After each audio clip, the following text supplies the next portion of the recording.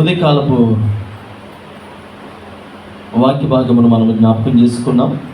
మరి ఇంతవరకు యవన బిడ్డల ద్వారా దేవుడు తన నామమునకు మహిమ తెచ్చుకున్నారు. అంత మాత్రమే కాదు, దేవుడు మన జీవితాలను కూడా ప్రేమించి మరి చక్కటి అవకాశం మనకు కల్పిస్తూ ఉన్నారు. హల్లెలూయా, హల్లెలూయా. మరి గతించిన ఆదివారం నుండి ఇంతవరకు దేవుడు తన ఉచితమైన కృప ద్వారా మనలను భద్రపరుస్తూ ఉన్నారు. అయితే ఈ ప్రత్యేకించి ఆదివారపు ఆరాధన క్రమములో మరి దేవుడి నామమును గణపరచడం అనేది చాలా ఆశీర్వాదకరమని భావిస్తూ ఉన్నాను. నిజానికి మరి మనం నిజంగా ధన్యులమే. ఎందుకనంటే ఇంత గొప్ప సమయమును లేదా ఇంత చక్క మందిరమును మరి దేవుడు మనకి కల్పించినటువంటి రీతిని బట్టి దేవుని సేవకుడిగా సంతోషిస్తూ ఉన్నాను. కాబట్టి మరి ఇంత గొప్ప ఆధిక్యతను దేవుడు ఇచ్చాడు కనుక హృదయపూర్వకంగా మీకు తెలుసు, ఒక వారం రోజుల నుండి పస్తున్నటువంటి వ్యక్తి ఒకసారిగా ఇంత అన్నం దొరికింది అనుకోండి, తృణీకరిస్తాడా, అంగీకరిస్తాడా? ఒక్క మెతికి కూడా వదిలిపెట్టడు. ఎందుకనంటే దాదాపుగా 1 వీక్ నుంచి ఆయన పిడికిడి అన్నం కోసం, పట్టెడి అన్నం కోసం తాపత్రయపడుతూ ఉన్నాడు. అలాంటి వ్యక్తికి ఒక ముద్ద అన్నం దొరికితే దాన్ని బంగారంలో చూసుకుంటాడు. అంటే నేనేం చెప్పాలనుకుంటున్నానంటే, ఈరోజు మన జీవితాలు ఎంత భయంకరమైనటువంటి దుస్థితిలో ఉన్నాయనంటే, లోకము భయంకరమైనటువంటి పరిస్థితుల మధ్యలో మనల్ని బంధిస్తూ ఉంది. లోకములో ఉన్నటువంటి అనేక రకాలైనటువంటి ఆలోచన విధానాలు మన మీద ప్రభావం చూపిస్తూ ఉంది. అంటే లోకానుసారమైనటువంటి స్థితిగతులకు అలవాటు పడిపోయిన వారిని మనం ఏ విధముగా కూడా ఏమి చేయలేము. కానీ దేవుని బిడ్డలుగా మనం ఎలాంటి పరిస్థితుల మధ్యలో ఉన్నామనంటే, పరలోక వారసులుగా దేవుడు మనకు ఒక చక్కటి మార్గాన్ని నిర్దేశిస్తూ ఉన్నాడు. హల్లెలూయా. మనల్ని ఎందుకు పిలుచుకున్నాడు అనంటే, నిత్య జీవానికి వారసులు అవ్వడానికంట. హల్లెలూయా. నిజంగా నా తండ్రి నాకు ఇచ్చినటువంటి ఆస్తి ఏదైనా ఉందనుకోండి, అది కొన్ని దినాలకి ఏమవుతుంది, కరిగిపోద్ది. ఎందుకని? జులాయిగా తిరిగాను అనుకోండి, విచ్చలవిడిగా తిరిగాను అనుకోండి, ఆస్తి అంటారు కదా, తింటూ ఉంటే కొండైనా కరిగిపోద్ది అన్నట్టుగా మరి ఈ లోక ఆస్తి కరిగిపోద్ది. లోకములో ఉన్నటువంటి ఆశీర్వాదాలు కావచ్చు, లోకములో ఉన్నటువంటి పేరు ప్రఖ్యాతులు కావచ్చు, అవన్నీ కూడా బహు కొద్ది కాలంలోనే మన కళ్ళ ముందు నుంచి మాయమైపోతాయి. కానీ దేవుడిచ్చినటువంటి పరలోకపు ఆశీర్వాదాలు అనగా పరలోకపు వారసులుగా మనలను ఆయన ఏర్పాటు చేసుకుంటూ ఉన్నాడు. కనుక మరి ఏ యోగ్యత లేనటువంటి మనము, ఏ దిక్కు తోచినటువంటి మనము ఆయనకి శత్రువులుగా, దూరస్తులుగా ఉన్నటువంటి మనలను ఆయన అంటూ ఉన్నాడు. నేను అని చెప్పని చూడండి, వారం రోజులు చాకలతో ఉన్నవాడికి పిడికిడి అన్నం దొరికితే ఎంత అల్లాడిపోతాడో, లోకస్తులతో కలిసి దూరస్తులుగా, ఆయనకి శత్రువులుగా ఉన్నటువంటి మనలను ఎటు వెళ్ళాలో తెలియక, దిక్కు తోచక అటు ఇటు వెతుకులాడుతూ ఉంటే ఆయన దగ్గరికి వచ్చి తన హక్కుని చేర్చుకున్నటువంటి భాగ్యాన్ని ఇచ్చాడు. కనుక వారం రోజుల తర్వాత దొరికిన ముద్ద అన్నమేమో తర్వాత పక్కన పెట్టండి, కానీ దేవుని ప్రేమ పొందుకోవడం అనేది చాలా చాలా దేవుని ప్రేమ, ఆయన ప్రేమ దొరకాలి అని అంటే అంత సులువు కాదు. కానీ మనం ఏమనుకుంటామంటే, దేవుడు లోకముని ఎంతో ప్రేమించాడు కాబట్టి నన్ను కూడా ప్రేమిస్తూ ఉన్నాడు. ఆయన మనసు దోచుకోవడం చాలా కష్టం అండి. ఆయన మనసుని అంటే చూడండి, బైబిల్ గ్రంథంలో చాలామంది దైవజనులు ఉన్నారు, చాలామంది రాజులు ఉన్నారు, చక్రవర్తులు ఉన్నారు, ప్రవక్తలు, బోధకులు, వీళ్ళందరూ ఉన్నారు. బైబిల్ గ్రంథంలో ఒక వ్యక్తిని మాత్రమే ఆయన అంటాడు కదా, నా హృదయానుసారుడు అని పిలుచుకున్నాడు. మరి వాళ్ళందరినీ ఎందుకు పిలవలేదు? సమయంలో కూడా చెప్పాలి కదా, నా స్నేహితుడని. కాబట్టి సొలొమోను ఉన్నాడు. ఇంకా బైబిల్ గ్రంథంలో చాలామంది దైవజనులు ఉన్నారు, చాలామంది ప్రవక్తులు ఉన్నారు, ప్రవక్తినిలు ఉన్నారు. వారిలో ఎవరినైనా, అమ్మా నీవు నా హృదయానుసారమైనటువంటి తల్లివి, లేదా నా హృదయానుసారమైనటువంటి సహోదరివి, నా హృదయానుసారుడు, నా స్నేహితుడివి, నా హృదయంలో ఉన్నటువంటి ఆలోచనలు ఎరిగిన వాడివి అని ఎవ్వరికి ఆయన బిరుదు ఇవ్వలేదు. అంటే ఆయన హృదయమును గెలుచుకోవడం అనేది అంత సులువు కాదు. కనుక రక్షణ పొందినటువంటి మనము, దేవుని బిడ్డలుగా ఉన్నటువంటి మనము ఏం చేయాలి? ఈనాటి వాక్య భాగమును నేను మీకు పరిచయం చేయడానికి ముందుగా, అంటే ప్రతి ప్రభురాత్రి భోజనంలో ఈ వాక్య భాగం చదువుతారు కదండి అనుకోవచ్చు. అయితే అందులో నుండి కొన్ని విషయాలు నేను మీకు తెలియచడానికి ఇష్టపడుతున్నాను. కనుక ప్రతి ఒక్కరూ ప్రార్థనాపూర్వకంగా వినాలని మనం చేస్తూ ఉన్నాను. చూడండి, 1 కొరింథీయులకు రాసిన పత్రిక 11వ అధ్యాయము 28వ వచనం నుండి మనం చదువుకుందాం. కాబట్టి ప్రతి మనుషుడు తను తాను పరీక్షించుకునవలెను, అలాగే చేసి ఆ రొట్టెని తిని ఆ పాత్రలో త్రాగవలెను. ప్రభు శరీరమని యోచెప్పక తిని త్రాగు తనకు శిక్షావిధి కలుగుటికే తిని త్రాగుచున్నాడు. ఇందువలన మీలో అనేకులు, ఒకటి బలహీనులు, రెండవది రోగులు, మూడవది మరణిస్తూ ఉన్నారు. ఈ 3 విషయాలని జ్ఞాపకం చేసుకోండి. అంటే ప్రభురాత్రి భోజనం అనేది మనము ఊహించినంత, అంటే మన ఊహకి కొన్ని ఆలోచన విధానాలు ఉంటాయి. క్యాజువల్గా తీసుకునేటువంటి ద్రాక్షరసం చాలాసార్లు తీసుకున్నాం కదండి. గ్రేప్ జ్యూస్ తాగుతూ ఉంటాం, జ్యూస్ సెంటర్కి వెళ్ళి. ఇంట్లో కూడా అప్పుడప్పుడు గ్రేప్ జ్యూస్ చేసుకుంటూ ఉంటాం. సో ఇలాంటిదేనా ద్రాక్షరసం అంటే? ఏంటి ద్రాక్షరసం అంటే? క్యాజువల్గా మనం కూడా బ్రెడ్ చేసుకుంటాం, అప్పుడప్పుడు చపాతీ చేస్తారు, వాటిలో మొక్కలు చేసి పెడతారు కదా. లేదంటే అప్పుడప్పుడు ఎవరికైనా ఫీవర్ వచ్చినప్పుడు, లేదా ఇంకేదైనా హెల్త్ ఇష్యూస్ వచ్చినప్పుడు బ్రెడ్ తెచ్చుకొని తింటాం. యాస్టిస్గా మందిరంలో కూడా అదే ఇస్తారు కదా. అంటే ద్రాక్షరసము, రొట్టె అనేది ఇదే కదా. అంటే బలహీనులు, ఒకటి ప్రభురాత్రి భోజన విషయంలో నిర్లక్ష్య ధోరణి కానీ, అవివేకము కానీ, లేదంటే ఇదేముందలే అనేటువంటి, అంటే ఆ ప్రభురాత్రి భోజనం గురించి సరిగ్గా అవగాహన లేని వారికి, ఒకవేళ తెలుసుకోకపోతే చాలామంది ఏమనుకుంటారంటే బాప్తిస్మం అంటే ఇంకా చాలా రోజులు ఉంది కదా, ఇంకా చాలా, అంటే నా ముందు కొన్ని టార్గెట్స్ ఉన్నాయి, అవన్నీ ఫుల్ఫిల్ అయిన తర్వాత అప్పుడు నేనేం చేస్తాను, బాప్తిస్మం తీసుకుంటాను. అంటే బాప్తిస్మం తీసుకోకుండా ప్రభురాత్రి భోజనం అనేది మనం ఆ సంస్కారంలో మనము పాల్గొనలేము. ఓకే, ఇదొక గుంపు.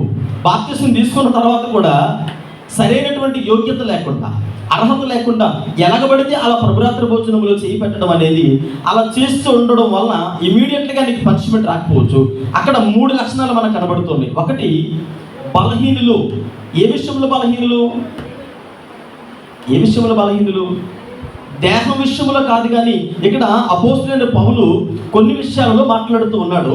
అంటే కొరింథీ సంఘాన్ని దృష్టిలో పెట్టుకొని ఆయన ఆ సంఘంలో జరిగినటువంటి పరిణామాలని ఆయన దృష్టికి వచ్చినప్పుడు పౌలు ఏం చెప్పాలనుకుంటూ ఉన్నాడో ఈ ఉదయకాల సమయంలో నేను మీతో పంచుకోవడానికి ఇష్టపడుతూ ఉన్నాను. మొట్టమొదటిగా బలహీనులట. అంటే ఆధ్యాత్మిక జీవితంలో ఎలా ఉంటూ ఉన్నారు? గత 3 ఆదివారాలుగా, అంటే గత 3 శుక్రవారాలుగా మీకు ఇండైరెక్ట్గా కొన్ని విషయాలు ఈ బలహీనత గురించి, ఆధ్యాత్మిక బలహీనత గురించి నేను మీకు తెలియజేస్తూ ఉన్నాను. ఆధ్యాత్మికంగా ఎవరైతే బలహీనపడిపోతారో వారి యొక్క ఆత్మీయానుసారమైన జీవితము రాను రాను పర్లకు వెళ్ళిపోద్దా, దిగజారిపోద్ది. అంటే ఇక్కడ మనం గమనించండి, మొట్టమొదటిగా బలహీనులైపోతారట. ప్రతి చిన్న విషయానికి పడిపోతారు. దేవుని బిడ్డలే, బాప్తిస్మము తీసుకున్న వారే, ప్రభురాత్రి సంస్కారంలో వారి యొక్క చేతిని ఇలా పెట్టిన వారే. అంటే బలహీనులు అనగా వారు ఏం చేస్తూ ఉన్నారు? ప్రార్థనకు వస్తాం, పాటలు పాడుతాం, ఆరాధన చేస్తాం, వాక్యాన్ని తెలియజేస్తాం, కానీ బయటికి వెళ్ళగానే ఆ రోడ్డు పక్కన ఏదో దేవునికి ఆయాసకరమైనది కనబడుతుంది. మీకు అర్థమవుతుందండి? దేవుని బిడ్డలే, రక్షించబడిన వారే, అంటే దేవుని మందిరానికి వస్తూ ప్రభురాత్రి బలలో చేయి పెడుతూ దాన్ని తీసుకొని ఆచరిస్తూ అలా వెళ్ళగానే ఏదో కొత్త సినిమా రిలీజ్ అవుతుంది. అలా వెళుతూ ఉంటే మరొక రకమైనటువంటి షాప్ కనబడుతుంది. ఎవరు వీళ్ళు? ప్రభురాత్రి సంస్కారంలో. అంటే ఇలా ఎప్పుడైతే నువ్వు ప్రభురాత్రి సంస్కారంలో ఆచరిస్తూ బయటికి వెళ్ళగానే ప్రభువుకి ఆయాసకరమైనటువంటి పనులు, లేదా ప్రభువుకి ఆయాసకరమైనటువంటి ఆ ప్రదేశాలు, సందర్భాలు కనబడినప్పుడు నువ్వేమైపోతావట? ఏమైపోతారు? బలహీనుడివి. నీ ఆత్మ స్థిరత్వము కాదు, నీలో ఉన్నటువంటి ఆధ్యాత్మిక జీవితం బలముగా లేనందువలన నువ్వేం చేస్తావంటే, మొట్టమొదటిగా ముందు వచనంలో చదువుకున్నాము, యోగ్యత లేకుండా, వివేచించకుండా, నిన్ను నీవు సరి చేసుకోకుండా, అంటే తనను తాను సరి చేసుకోకుండా ఎవరైతే ప్రభు బలలో పాలుపంపులు పంచుకుంటారో, అసలు ప్రభు బలం అంటే ఏంటి? ప్రభు బలం ఏంటి? ప్రభురాత్రి భోజనమైనా ఇంకేమైనా ఉందా? ప్రభు సన్నిధికి వచ్చే ప్రతి ఒక్కరూ, ప్రభు సన్నిధికి వచ్చే ప్రతి ఒక్కరూ, అంటే ఇక్కడ మనం జ్ఞాపకం చేసుకోండి, దేవుని మందిరంలో ఆవరణం పక్కన పెడితే దేవుని మందిరంలో 2 ప్రదేశాలు ఉన్నాయి. ఒకటి పరిశుద్ధ స్థలము, రెండవది అతి పరిశుద్ధ స్థలము. పాత నిబంధన కాలంలో చూస్తే పరిశుద్ధ స్థలంలో ఏమేమి ఉంటాయి? పరిశుద్ధ స్థలంలో ఏమేమి ఉంటాయి? బల్ల, ఇంకా అమ్మా సముఖపు బట్టలు, రొట్టెల బల్ల, ఇంకా చెప్పండి, మర్చిపోయాడు మాస్టర్ గారు. ఇప్పుడు అది ఎందుకని ముందుకెళ్ళిపోయినట్టరా? 3 ప్రదేశాల్లో దేవుడు అంటాడు, మా ఆవరణంలో గంగాలం ఉంటుంది, గంగాలము అక్కడ దాటుకుని వచ్చిన తర్వాత బలిపీఠం ఉంటుంది. అంటే ఏదైతే పశువును లేదో పక్షులు తీసుకొస్తామో దాన్ని వధించి గంగాలం దగ్గర ఆ సేవకుడు కానీ, లేవీయుడు కానీ, లేదా అక్కడికి వచ్చినటువంటి ఇజ్రాయేలుడు కానీ కాళ్ళు కడుక్కొని చేతులు కడుక్కొని ఆ యొక్క కళేబరములన్నీ కూడా శుభ్రం చేసుకొని దాన్ని తీసుకొచ్చి బలిపీఠం మీద వేస్తారు. మాంసంలో ఉన్నటువంటి ఆ మాంసాన్ని అంతా కూడా శ్రేష్టమైనటువంటి మాంసాన్ని. ఇంకా కొంచెం ముందుకు వచ్చేటప్పటికి సముఖపు రొట్టెల వల్ల ఒకటి ఉంటుంది. ఆ తర్వాత ఇంకేముంటాయి? దీపస్తంభము, దీప వేదిక ఉంటుంది. దీపస్తంభం అనేది అతి పరిశుద్ధ స్థలంలో ఉంటుంది. వేదిక అంటే అక్కడికి వచ్చిన తర్వాత ఏం చేస్తాడు? లేవీయుడు ధూపం వేస్తాడు. ఈ ధూపం వేరు, అక్కడ వేసేటువంటి ధూపము వేరు. ఇప్పుడు అక్కడ ఉన్నటువంటి ప్రదేశాన్ని దాటుకొని మనం వస్తున్నప్పుడు అతి పరిశుద్ధ స్థలంలో ఏముంటాయి? ఏముంటాయండి? పదార్థాల పలకలు ఎక్కడ ఉంటాయి? అతి పరిశుద్ధ స్థలంలో ఉంటాయి. ఇంకా మన్నాగిన్నె ఎక్కడ ఉంటుంది? అతి పరిశుద్ధ స్థలంలోనే ఉంటుంది. అహరోను కర్ర ఎక్కడ ఉంటుంది? అతి పరిశుద్ధ స్థలంలోనే ఉంటాయి. వీటన్నిటి మీద ఎవరు ఆశీనులుగా ఉంటారు? కెరూబులు, సెరేపులు బలిపీఠంకి సంరక్షకులుగా అలా ఉంటారు. అతి పరిశుద్ధ స్థలంలోనికి వెళ్ళినప్పుడు దైవజనుడు ఆనాటి కాలంలో ప్రధాన యాజకుడు చాలా జాగ్రత్త కలిగి వెళ్ళాలి. అక్కడికి వెళ్ళే విధానంలో ఏ తేడా వచ్చినా అయ్యగారికి ఒక తాడు ఉండేది. మీరు ఎప్పుడైనా చూసారు లేదో, ఒక ఇది కట్టుకుంటాం. అది అక్కడ చచ్చిపోయిన వెంటనే ఆ తాడు పట్టుకొని బయటికి ఈడ్చేస్తారు, కుక్క నీడ్చినట్టుగా. అర్థమవుతుందండి? అంటే ఇప్పుడు మన జీవితాలలో జ్ఞాపకం చేసుకుంటున్నప్పుడు అంటే ఒక్కొక్క ఏరియాలో, అంటే ఇప్పుడు ఆవరణము కానీ, అతి పరిశుద్ధ స్థలం కానీ, పరిశుద్ధ స్థలం కానీ ఈ ఏరియాలో మనం జ్ఞాపకం చేసుకుంటున్నప్పుడు అక్కడ జరిగేటువంటి ఒక క్రమాన్ని దేనికి సాదృశ్యంగా ఉంచాడు అని అంటే, దేవుని మందిరంలోకి వచ్చినప్పుడు ఒక క్రమము, ఏమండి, ఒక క్రమము, చక్కటి సహవాసమును మరి గుర్తు చేస్తూ ఉన్నది కనుక ఇక్కడ మనం జ్ఞాపకం చేసుకున్నట్లయితే, అంటే బల్ల ఎక్కడుంది? పరిశుద్ధ స్థలంలో ఉంది. బల్ల దాటికి వచ్చిన తర్వాత ఇంకొక బల్ల ఉంది. ఎక్కడుంది? అది పరిశుద్ధ స్థలంలో ఉంది. ఇప్పుడు ఈ రెండు ప్రదేశాలలో యాజకుడు చాలా క్రమముగా పాటించాలి. మీకు అర్థమవుతుందండి?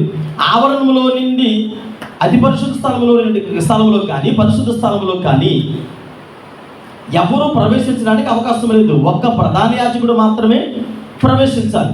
కానీ మనం ఎంత ధన్యులమి అనంటే, యేసుక్రీస్తు ప్రభుల వారి శిలువ మరణం తరువాత మనం ఎలాంటి వారమైనప్పటికీ, ఏ స్థితిలో బ్రతుకుతున్నప్పటికీ యాజకులతో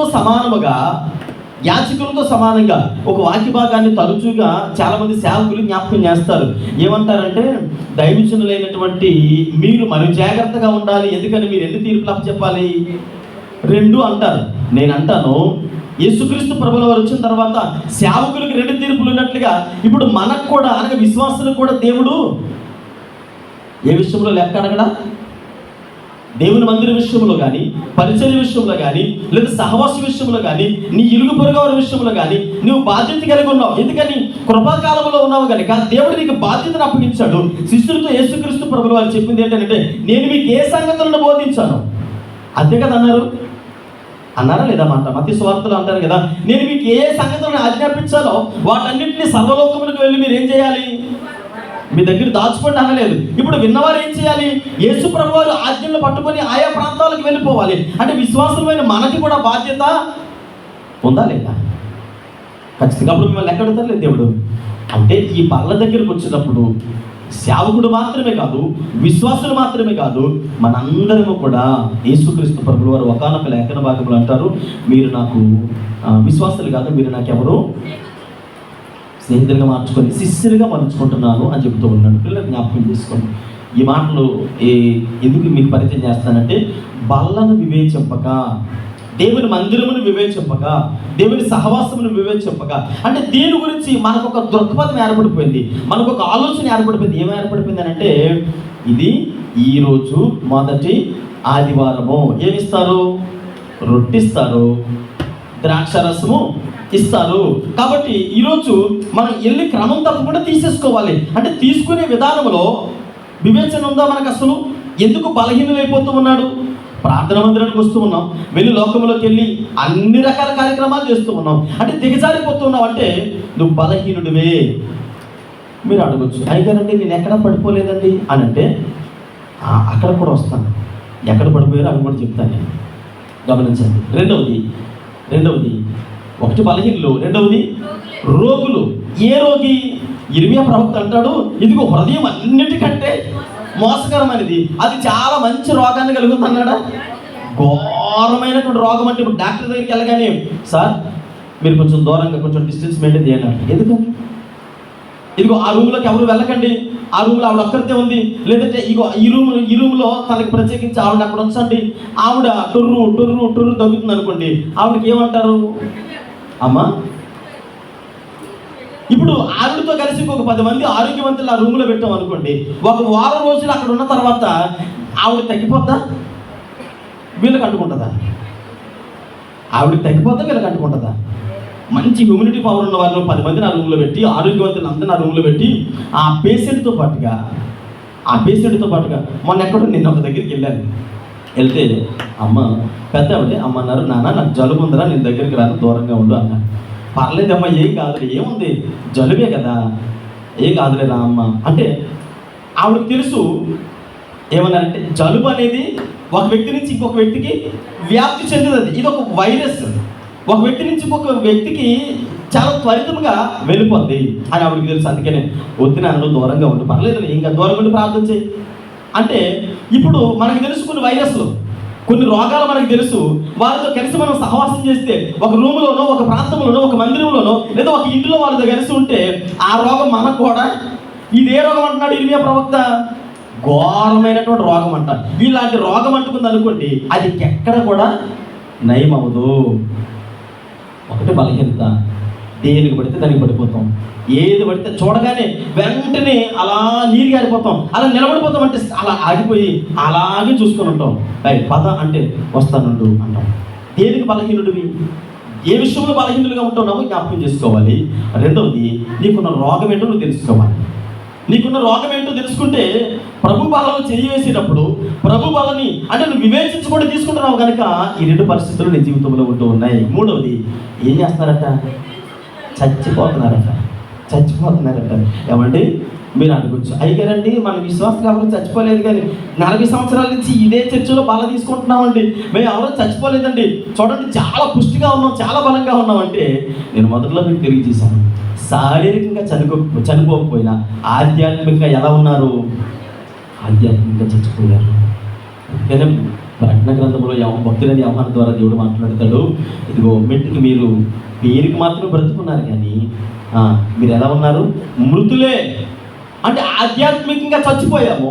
నేను ఇదివరకు మీకు తెలియజేస్తాను, ఒక డెడ్ బాడీ దగ్గరికి వెళ్ళి ఒక చేతితో స్ప్రైట్, ఇంకొక చేతితో థమ్స్అప్ పట్టుకుని వెళ్ళి, ఈ రెండింటిలో నీకు ఏ డ్రింక్ కావాలి అని అంటే ఆ శవం ఏమంటుంది? ఏది అడుగుతుంది? నాకు స్ప్రైట్ కావాలంటదా? ఒకవేళ పొరపాటున లేచి నిలబడితే పాస్ట్ గారికి కనపడరు నెక్స్ట్ వీక్ నుంచి. ఏమండి, పాస్ట్ గారికి అయితే ఎవరైనా ఉంటారు, పారిపోతారు. ఎందుకని? లెగిసి నాకు స్ప్రైట్ కావాలన్నారు అనుకోండి, ఏం చేస్తారు కదా? అంటే మనము డిసైడ్ చేసుకోలేకపోతూ ఉన్నాం. ఆధ్యాత్మికంగా చచ్చిపోయాము కనుక ఏది మంచిదో, ఏది చెడ్డతో, ఏ క్రమంలో వెళితే మన ఆధ్యాత్మిక బలము పొందుకుంటామో మనకు తెలియదు. ఎందుకని? శవం అనేది డిసైడ్ చేసుకోలేదు. అంటే అలా వినడం తప్ప ఆ శవానికి చలనం అనేది ఉండదు. ఎన్ని సంవత్సరాలు మనం ఉన్న మార్చురీలో పెట్టి, ఎన్ని సంవత్సరాలు మనం వెళ్ళినా కొన్ని మమ్మిఫికేషన్ చేస్తూ ఉంటారు. ఈ పిరమిడ్స్ ఉంటాయి కదండి, ఐగుప్తులో పిరమిడ్స్ ఉంటాయి. ఆ పిరమిడ్స్లో పెట్టడానికి ముందుగా చనిపోయినటువంటి డెడ్ బాడీని మమ్మిఫికేషన్ చేసిన తర్వాత అప్పుడు తీసుకుని వెళ్ళి ఆ పిరమిడ్స్లో పెడతారు. కాబట్టి చాలా సంవత్సరాలు ఆ డెడ్ బాడీస్ పాడవు. ఎన్ని సంవత్సరాలైనా అక్కడికి వెళ్ళి చూస్తూ ఉన్నప్పుడు అది అప్పుడే చనిపోయినటువంటి, అప్పుడే అలా ఉన్నట్టే ఉంటుంది. ఆ మమ్మిఫికేషన్ చేసినటువంటి బాడీస్ని వెళ్ళి చూడటం వరకే తప్ప మాట్లాడడానికి కానీ వాళ్ళతో మనం మాట్లాడడం కుదరదు. అంటే ఒక విశ్వాసి ఆధ్యాత్మికంగా చనిపోతూ ఉన్నాడు అని అంటే కారణం ఏంటో తెలుసా? ప్రభు యొక్క సన్నిధిని నువ్వు వివేచన లేకుండా ఉంటూ ఉన్నావు. అంటే ఆలోచన విధానాలన్నీ కూడా చచ్చుబడిపోయాయి. ఒక వ్యక్తిని ఒక 10 సంవత్సరాలు 20 సంవత్సరాలు ఒక భయంకరమైనటువంటి అరణ్యంలో వదిలిపెట్టండి, లేదా ఒక ఎడారిలో వదిలిపెట్టండి, ఎవ్వరూ లేకుండా ఒక 10 సంవత్సరాలు ఎడారిలో వదిలిపెట్టేసి ఆ వ్యక్తిని అసలు సిగ్నల్స్ లేని ప్రదేశంలో 10 సంవత్సరాలు వదిలేసి వచ్చేసి ఒక 10 సంవత్సరాల తర్వాత అతని దగ్గరికి వెళ్ళండి. అక్కడ చక్కగా గుడాలు వేసి మంచినీళ్ళు, తినడానికి తిండి, కట్టుకోవడానికి వస్త్రాలు, అన్ని సౌకర్యాలు కల్పించి అతనితో ఎవరు మాట్లాడుకోకుండా ఓ 10 సంవత్సరాలు వదిలేస్తే 10 సంవత్సరాల తర్వాత ఆ మనిషి చాలా షార్ప్ మెమరీ కలిగిన వాడే. ఆ 10 సంవత్సరాల తర్వాత తీసుకొచ్చి మరలా అతను ఎక్కడైతే ల్యాబ్లో అంతకుముందు పనిచేస్తాడో అదే ల్యాబ్లో పెట్టండి, తన మైండ్ పనిచేస్తుందా? 10 ఇయర్స్కి ముందు ఏదైతే సురుకుతనంతో పనిచేశాడో అలాగే ఉంటాడా? ఎందుకని? 10 సంవత్సరాలు లోకంతో, ప్రజలతో కానీ ఎవరితో కూడా ఏమి లేదు, కాంటాక్ట్ అనేది లేదు. అంటే చచ్చుబడిపోయినటువంటి మెదడు కలిగి ఉంటాడు. తనలో ఉన్న ఆలోచనలన్నీ కూడా డెడ్ అయిపోతాయి కంప్లీట్గా. ఒక విశ్వాస ఆధ్యాత్మికంగా దిగజారిపోతే ఒకటి బలహీనులు అయిపోతారు, రెండవది రోగులైపోతారు, మూడవది చచ్చిపోతూ ఉన్నారు. కాబట్టి అందుకనే యోహాను భక్తుడితో దేవుడు అంత పర్టికులర్గా మాట్లాడుతూ ఉన్నాడు. పేరుకు మాత్రమే ఉన్నారు అన్నట్టుగా మాట్లాడుతుంది. ఈరోజు ఒకవేళ మన వాళ్ళు అలాంటి స్థితిలో ఉన్నట్లయితే, మరి ఎంతవరకు తెలుసో తెలియకో ఒకవేళ మనం అలాంటి పరిస్థితుల్లో ఉన్నట్లయితే ఖచ్చితంగా దేవుని సన్నిధానంలో మనకంటూ ఖచ్చితంగా విషం ఉందంటే దానికి విరుగుడు కూడా ఉంటుంది. కాబట్టి ఆ విరుగుడు ఏంటో కనుక్కుందాం. చూడండి, యోహాను సువార్త 6వ అధ్యాయం 50వ వచనం చదవండి. యోహాను సువార్త 6వ అధ్యాయము 50వ వచనం. దీనిని తినువాడు చావకుండునట్లు పరలోకము నుండి దిగి వచ్చినటువంటి ఆహారము ఇదే. మీరు చూడండి, విషం ఉంది అంటే ఖచ్చితంగా దానికి విరుగుడు కూడా దేవుడు ఉంచుతాడు. ఇప్పుడు మన జీవితంలో ఒకటి బలహీనులము, రెండవది రోగులము, మూడవది చచ్చిపోతూ ఉన్నాం. పిల్లల మన జీవితంలో చనిపోయినటువంటి స్థితిలో ఉన్నటువంటి మనకి ఆయన ఒక మెడిసిన్ కనిపెట్టాడంట. ఏంటో మెడిసిన్ అని అంటే పరలోకము నుండి దిగి వచ్చినటువంటి మన్నా అనగా నువ్వు వివేచన లేకుండా చేయబెట్టి తీసుకునేటువంటి ఆహారం ఏదైతే ఉందో, ఇప్పుడు వివేచన కలిగి అయ్యా నేను దౌర్భాగ్యుడయ్యా, నేను బలహీనుడిని, నేను రోగిని అంటే నేను వివేచన లేకుండా చచ్చుబడిపోయినటువంటి ఆలోచన విధానాలు కలిగి లోకానికి బానిసైపోతూ ఉన్నాను. కాబట్టి నా బ్రతుకు అలా ఉండకూడదని ఎప్పుడైతే నువ్వు ప్రభు యొక్క శరీరమును, ఆయన యొక్క రక్తమని వివేచన కలిగి భుజిస్తావో అప్పుడు ఖచ్చితంగా నీ జీవితంలో నీకు ఏమిస్తానంటూ ఉన్నాడు? ఏమండి? నిత్య జీవాన్ని ఇస్తానని ఒక చోట ఆయన తెలియజేస్తూ ఉన్నాడు. చూడండి, 2వ కొరింథీయులకు రాసినటువంటి పత్రిక 15వ అధ్యాయము 7వ వచనం చదవండి ఒకసారి. 2వ కొరింథీయులకు రాసిన పత్రిక 15వ అధ్యాయము 7వ వచనం.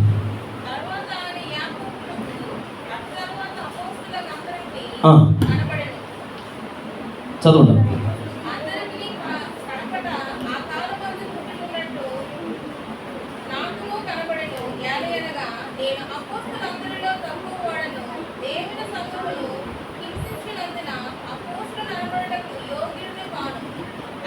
అమ్మా 2 కొరింథీ 5:17 చదవండి. 5:17, 5వ అధ్యాయం 17వ వచనం. 5వ అధ్యాయము 17వ వచనం.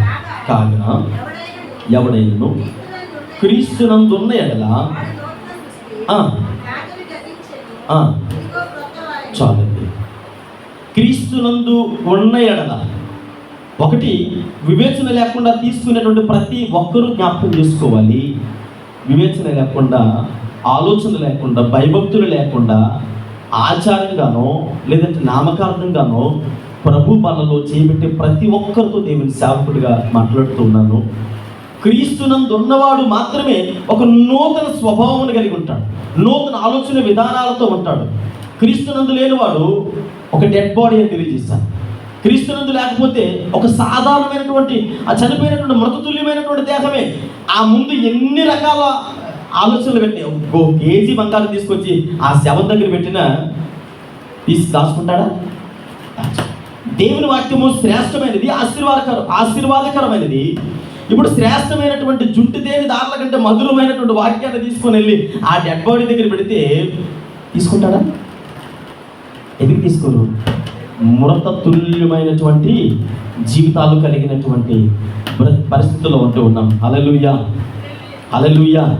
పిల్లలు జ్ఞాపకం చేసుకోండి. చూడండి, ఇక్కడ మనము అదే యోహాను సువార్త 6వ అధ్యాయం 57వ వచనం చదవండి.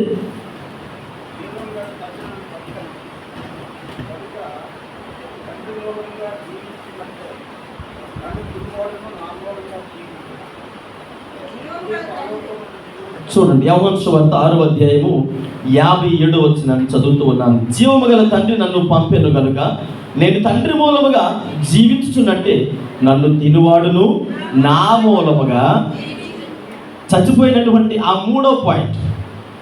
వివేచన లేకుండా తింటున్నాము కనుక మనం ఎలా ఉన్నాము? ఆధ్యాత్మికంగా చచ్చిపోతూ ఉన్నాము. ఇక్కడ 56వ వచనంలో చదివితే ఏమంటారంటే, నా శరీరము తిని నా రక్తము త్రాగువాడు నా యందును నేను వాని యందును నిలిచి యుందును.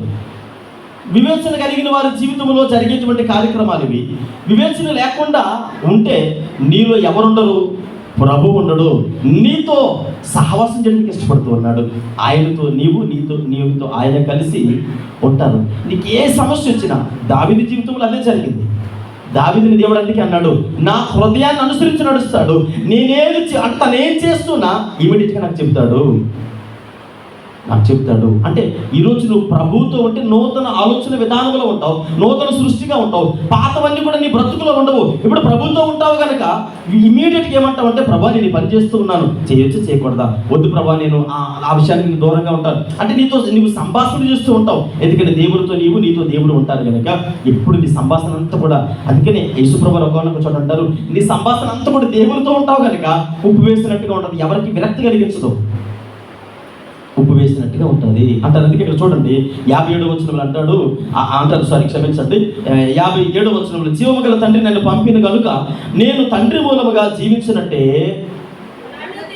నన్ను తినువారు కూడా దేవుని మూలంగా జీవిస్తాం. మృతతుల్యమైనటువంటి మన జీవితాలకి జీవమును దయచేసేటువంటి దేవుని సన్నిధిలో ఉన్నాము కనుక మరి మన జీవితాలలో దేవుడు ఖచ్చితంగా ఆయన జీవమును ప్రసరింపు చేస్తూ ఉన్నాడు. చూడండి ఇక్కడ 53వ వచనాన్ని నేను చదువుతూ ఉన్నాను, అదే 6వ అధ్యాయంలో. కావున యేసు ఎట్లనెను, మీరు మనుష్య కుమారుని శరీరము తిని ఆయన రక్తము త్రాగితేనే కానీ మీలో మీరు జీవము కలవారు కారు. బాప్తిస్మం తీసుకోవడానికి ఇంకా టైం ఉంది అంటే, ఇంకా టైం ఉంది అనుకుంటూ ఉంటే ఈలోగా ఏదైతే వస్తువు ఉందో, అంటే వస్తు రూపంలో ఉన్నటువంటి ఒక విశ్వాస జీవితంలో మనం చూడండి, షాప్కి వెళ్ళగానే ఏమండి ప్రియ పచ్చడి ఇవ్వండి అన్నాం అనుకోండి, ఆ ప్రియ పచ్చడి డబ్బా తీసుకోగానే సంచులు వేసేస్తారా లేదంటే దాని చుట్టూ తిప్పి చూస్తారా? ఎందుకు చూస్తారు? దాని ఎక్స్పైరీ డేట్ ఉందా అయిపోయిందా? ఒకవేళ పొరపాటుని ఎక్స్పైరీ డేట్ అయిపోయింది అనుకోండి, ఏమంటారు తెలుసా? ఎక్స్క్యూజ్ మీ సార్, ఇది వద్దు, వేరేది ఇవ్వండి, ఎక్స్పైరీ డేట్ అయిపోయిందండి అంటాం. అంటే ఈరోజు నీ జీవితంలో నీకు తెలియదు నీ ఎక్స్పైరీ డేట్ ఎప్పుడో. ఎవరి చేతుల్లో ఉంది? మరణం అనేది ఎవరి వశము? యెహోవా వశము. ఇప్పుడు నువ్వు ఎప్పుడు మరణిస్తావో తెలియకుండా నువ్వు అలాగా పోస్ట్ పోన్ చేసుకుంటూ వెళ్ళిపోతుండవు. నేను ఇంకా బాప్తిస్మం తీసుకున్నాను, ఇంకా రక్షణ తీసుకున్నాను, ఇంకా టైం ఉందండి. ఈలోగా నీ ఎక్స్పైరీ డేట్ వస్తే చక్కగా పంపించేస్తారు. అప్పుడు రక్షణ అనుభవం లేకుండా దేవుని సన్నిధికి వెళ్ళలేవు. దేవుని సముఖంలో చాలా పనులు చేస్తుండొచ్చు, చాలా కార్యక్రమాల్లో అటెండ్ అయి ఉండొచ్చు, కానీ నీ జీవితంలో ఏమి లేదు? రక్షణ అనుభవం లేదు కనుక, నీకు ప్రభు బలలో పాలు పంపులు లేదు కనుక ఈయనంటారు, నా శరీరమును తిని నా రక్తమును పానము చేస్తున్న వాడే నిత్య జీవానికి వారసుడు. మిగిలిన వారు ఎవరు కూడా, అది కూడా ఇక్కడ ఇద్దరికి తెలియజేస్తున్నారు. అంటే నిర్లక్ష్యం చేసే వారికి తెలియజేస్తూ ఉన్నారు, రక్షణ తీసుకొని అవివేకంగా ప్రవర్తించే వారికి కూడా పౌలు గారు మాట్లాడుతూ ఉన్నారు. ఎందుకు కొరింథీ సంఘం విషయంలో అపోస్తలుడైనటువంటి పౌలు గారు అంత శ్రద్ధ తీసుకొని కొన్ని కఠినమైనటువంటి పదాలను ఉపయోగిస్తూ ఎందుకు కొరింథీ సంఘం గురించి పౌలు అలా మాట్లాడారు అనే విషయాన్ని నేను మీకు తెలియజేస్తాను. అంటే ఇక్కడ చూడండి, ప్రభు యొక్క శరీరము తిని ఆ రక్తమును పానము చేస్తేనే మనం ఏమవుతున్నారు? 53వ వచనంలో చెప్తున్నట్లయితే ఆయన, మీరు మనుష్య కుమారుడి శరీరము తిని ఆయన రక్తమును తాగితేనే కానీ మీరు జీవము కలవారు కారు. ఏమంటే నిమ్మకాయ లెమన్ జ్యూస్, అందులో ఏ విటమిన్ ఉంటుంది? సి విటమిన్ ఉంటుంది. యాపిల్లో అదేదో ఉంటుంది, పప్పాయిలో. అంటే ఆ ఫ్రూట్స్ చెప్పగా డాక్టర్ ఏమంటాడంటే, సార్ మీ శరీరంలో ఈ విటమిన్స్ లోపించిందండి అంటాడు. అప్పుడు వెంటనే 1 కేజీ 2 కేజీలు తీసుకొచ్చి ఫ్రిడ్జ్లో పడేస్తాం. పూటకు 2 లేదంటే రోజుకు 1 2 3 కోసుకొని, సార్ ఖచ్చితంగా మీరు ఫ్రూట్స్ తీసుకోవాలండి, మీ శరీరానికి సి విటమిన్ లోపం ఉంది కనుక, లేదంటే ఏదో విటమిన్ లోపం ఉంది కనుక మీరు తీసుకోవాలి అంటారు. ఇప్పుడు ఆ విటమిన్ తీసుకోవడం వల్ల మన శరీరానికి ఏమొస్తుంది? నూతన ఉత్తేజం వస్తూ ఉంది, బలం వస్తూ ఉంది. ఆ విటమిన్లో డాక్టర్లుగా చెప్తాడండి, ఆయన పనా పోట ఫీజు తీసుకున్నాడు కాముగా ఉండకుండా ఆ విటమిన్ ఈ విటమిన్ తీసుకోమంటే ఎలా వస్తే డబ్బులు అని తీసుకోవడం మానేసాం అనుకోండి, ఏమవుద్ది? అలా ఉంటుందా? లెవెల్స్ పడిపోతాయా? అంటే ఈరోజు ఒక క్రైస్తవ విశ్వాస జీవితంలో క్రీస్తు యొక్క శరీరము ఆయన రక్తము నీ జీవితంలో నీకు జీవాన్ని కలుగు చేసేటువంటి ఒక గొప్ప విటమిన్ అది. అది తీసుకోవడానికి నిర్లక్ష్య ధోరణితో ఏముందంటే చాలా లోపాలను పడవలసి వస్తుంది. చాలా లోపాలు మన జీవితంలో ఎదుర్కోవాల్సి వస్తుంది. ఇక్కడ చూడండి, నిజానికి మనం జ్ఞాపకం చేసుకుంటున్నప్పుడు లేదా పౌలు గారు ఇంత శ్రద్ధ తీసుకొని ఆ విషయాలు ఎందుకు తెలియజేస్తూ ఉన్నారు అనే విషయాన్ని నేను మీ ముందుకు తీసుకొని వస్తాను. చూడండి, జ్ఞాపకం చేసుకోండి. యోహాను సువార్త 6వ అధ్యాయము 54వ వచనం చదివితే, నా శరీరం తిని నా రక్తము త్రాగు వాడే అనే పదం అంటే ఎవరైతే తీసుకుంటారో వారే, మిగిలిన వారు అందరూ కాదనే కదా అర్థము. ఇదిగో రేపు మా ఇంటికి ఎవరు వస్తారో వాళ్ళ ఇంటికే నేను ప్రార్థనకు వస్తానంటారు. ఏమండి? ఈరోజు మా ప్రార్థన చెప్పట్లేదు నేను, ఉదాహరణ మీకు అర్థం అవ్వాలని చెప్తున్నాను. ఎవరింటికి అంటే మా ఇంటికి ప్రార్థన పెట్టుకున్నప్పుడు లేదంటే ఫర్ ఎగ్జాంపుల్ ఫంక్షన్ ఎవరు వస్తారో అక్కడ అంటే ఇప్పుడు ఈయన ఏం కండిషన్ పెడుతున్నారు? వచ్చిన వాళ్ళందరినీ చూస్తూ ఉన్నాడు. ఆయన వచ్చాడా, ఈయన వచ్చాడా అంటే ప్రభు ఏం చెప్తున్నాడంటే ఆయన శరీరమును రక్తమును ఎవరు పాలన చేస్తారో వారు మాత్రమే, మిగిలిన వారందరూ వచ్చేసి నేను కూడా వచ్చేస్తాను ప్రభు అంటే సంఖ్యను పెట్టుకుని తీసుకెళ్ళిపోవడానికి ఆయన గ్రేస్ పీరియడ్లో ఉన్నామని చెప్పేసి వదిలేసే దేవుడు కాదు. కృపాకాలం దాటిపోయిన తర్వాత ఖడ్గకాలం ఒకటి వస్తుంది, ఖండించే కాలం ఒకటి వస్తుంది, మన జీవితంలో సరిచేసే కాలం ఒకటి వస్తుంది. ఆ టైంలో వచ్చి ప్రభువా నేను కూడా నీ విశ్వాసనే అనంటే నీ దగ్గర తగినటువంటి భక్తి జీవితం ఆయన కనబడకుండా నిన్ను తీసుకెళ్ళడానికి ఇష్టపడదు. చూడండి, ఇక్కడ పౌలు గారి విషయం నేను జ్ఞాపకం చేస్తూ ఉన్నాను కదా. అసలు పౌలు ఎందుకు ఇంత కొరింథీ సంఘం మీద శ్రద్ధ కలిగి ఉన్నాడు అని అంటే, పౌలు గారు కొరింథీ సంఘానికి చాలా దూరంగా ఉన్నారు. ఆయన మొదటి మిషనరీ ప్రయాణంలో కొరింథీ సంఘానికి ఆయన సువార్త ప్రకటించి ఆ సంఘాన్ని స్థాపించి ఆయన మరలా వేరే ప్రాంతానికి మిషనరీగా వెళ్ళిపోయారు. వెళ్ళిపోయిన తర్వాత ఆయన దగ్గరికి కొంతమంది అంటే ఒక ఫ్యామిలీ దైవజనుడిని కలుసుకోవడానికి వెళ్ళింది. సర్వసాధారణంగా మనకి ఎలా ఉంటుందంటే సంఘములో ఒక కుటుంబము దైవజనుడి దగ్గరికి వచ్చి, అయ్యా సంఘము చాలా దిగజారిపోతూ ఉంది, సంఘములో చాలా కుటుంబాలు లోకానుసారమైనటువంటి బ్రతుకును అవలంబిస్తూ ఉన్నాయి, సంఘములో చాలా మంది వ్యక్తులు సరైనటువంటి క్రమమును పాటించడం లేదు, వారు భక్తిహీనతలో ఉంటూ ఉన్నారు, కనుక దైవజనుడా వారితో మనం తగాద పడొద్దు, వారితో మనం వాగ్వాదం పెట్టుకోవద్దు, దేవునికి అప్పగించండి, వాక్య రూపముగా వారిని హెచ్చరించండి అని ఏ కుటుంబమైనా దైవజనుడి దగ్గరికి వచ్చినప్పుడు దైవజనుడు ఏం చేయాలి? ఖచ్చితంగా ఏ కుటుంబం అయితే దేవుని సన్నిధిలో దిగజారిపోతూ ఉందో, ఏ కుటుంబం అయితే దేవునికి ఆయాసకరంగా ప్రవర్తిస్తూ ఉందో ఆ కుటుంబమునకు అర్థమయ్యే రీతిలో, అమ్మా ఈ ప్రవర్తన సరైనది కాదు, ఇది దేవుడు మెచ్చేది కాదు, ప్రియ సహోదరుడా నీ భక్తి జీవితం దేవుడు మెచ్చేది కాదు, ఒకరోజు నీ జీవితం ముగిసిపోతుంది కనుక ఆనాటికి నువ్వు సరి చేసుకోకపోతే ఎన్ని సంవత్సరాల భక్తి బూడిదలో పోసిన పన్నీరు లాంటిదే. ఇప్పుడు పౌలు గారి దగ్గరికి ఒక కుటుంబం వెళ్ళిందట. ఒక కుటుంబం వెళ్ళి ఏం చెప్పారో దానిని బట్టి పౌలు ఏం మాట్లాడాడో కొన్ని విషయాలు మనం జ్ఞాపకం చేసుకుందాం. చూడండి, మొదటి కొరింథీయులకు రాసిన పత్రిక 1వ అధ్యాయము 11వ వచనము జ్ఞాపకం చేసుకుందాం. మొదటి కొరింథీయులకు రాసిన పత్రిక.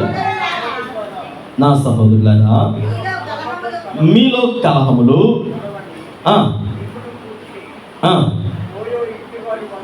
ఎవరండి?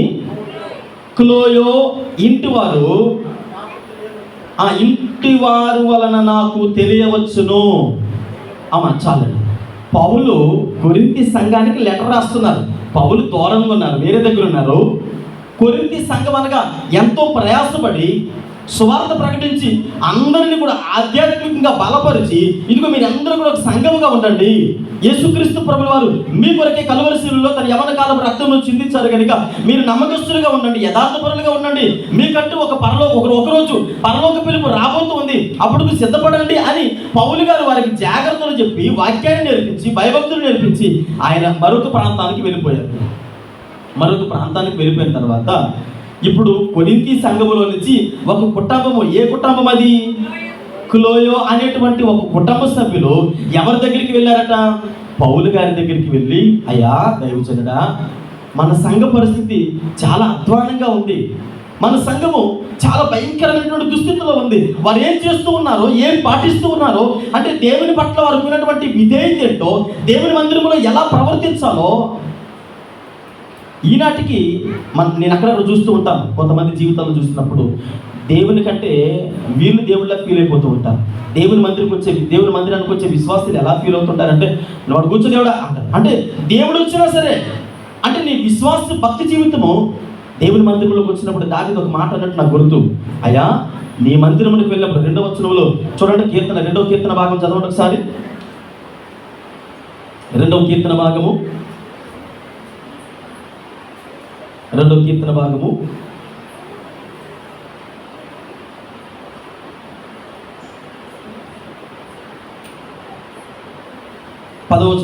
చరణం నుండి చదవండి. కాబట్టి రాజులారా, వివేకులయుడి, భూపతులారా, బోధనందుడి ఏం కలిగి ఉండాలట? భయభక్తులు కలిగి యెహోవాని సేవించి. ఎలాగొనుతండి? మనం ఎవరినోడికి ఇస్తాం తెలుసా? ఎవరినోడికి ఇస్తాం? దేవుడైతే ఎవరికి ఇవ్వండి. దేవుడే అయితే ఇప్పుడు ఏంటంట అంటే మనల్ని చూసి ఎవరు వనకాలా? ఎవరు వనకాలండి? దేవుడే వనకాల. చేద్దామండి, ఇప్పుడేముంది ప్రార్థన చేద్దాం. ఇప్పుడే దేవుడు అంటే ఉంటాడు. ఏమన్నాడు దేవుడు? దీని ఏమన్నా తెలుసా? విర్రవేగుతూ గుణం అంటారు. అంటే ఎవరైతే విర్రవేగుతూ ఉన్నారో, ఎవరైతే గర్విస్తూ ఉన్నారో, దేవుడు అంటాడు ఏ సమయంలో వారిని ఎక్కడ కూర్చోబెట్టాలి? నెబుకద్నెజరు విర్రవేగాడు, గర్వించాడు. అహంభావంతో ఎప్పుడైతే దేవుని గురించి తప్పుగా ఆలోచన చేస్తాడో, చనిపోయే వరకు భయంకరమైన దుస్థితికి దేవుడు అప్పగించేస్తాడు. అప్పుడు మనం ఎంత మన జీవితాల్లో మనం జ్ఞాపకం చేసుకున్నప్పుడు, దేవుని సన్నిధికి వచ్చినప్పుడు మన ప్రవర్తనను చాలా జాగ్రత్తగా ఉండాలి. యవనస్తులు కానీ, స్త్రీలు కానీ, పురుషులు కానీ, ప్రతి ఒక్కరూ దేవుని మందిరంలో వివేచన లేకుండా ప్రవర్తించకూడదు.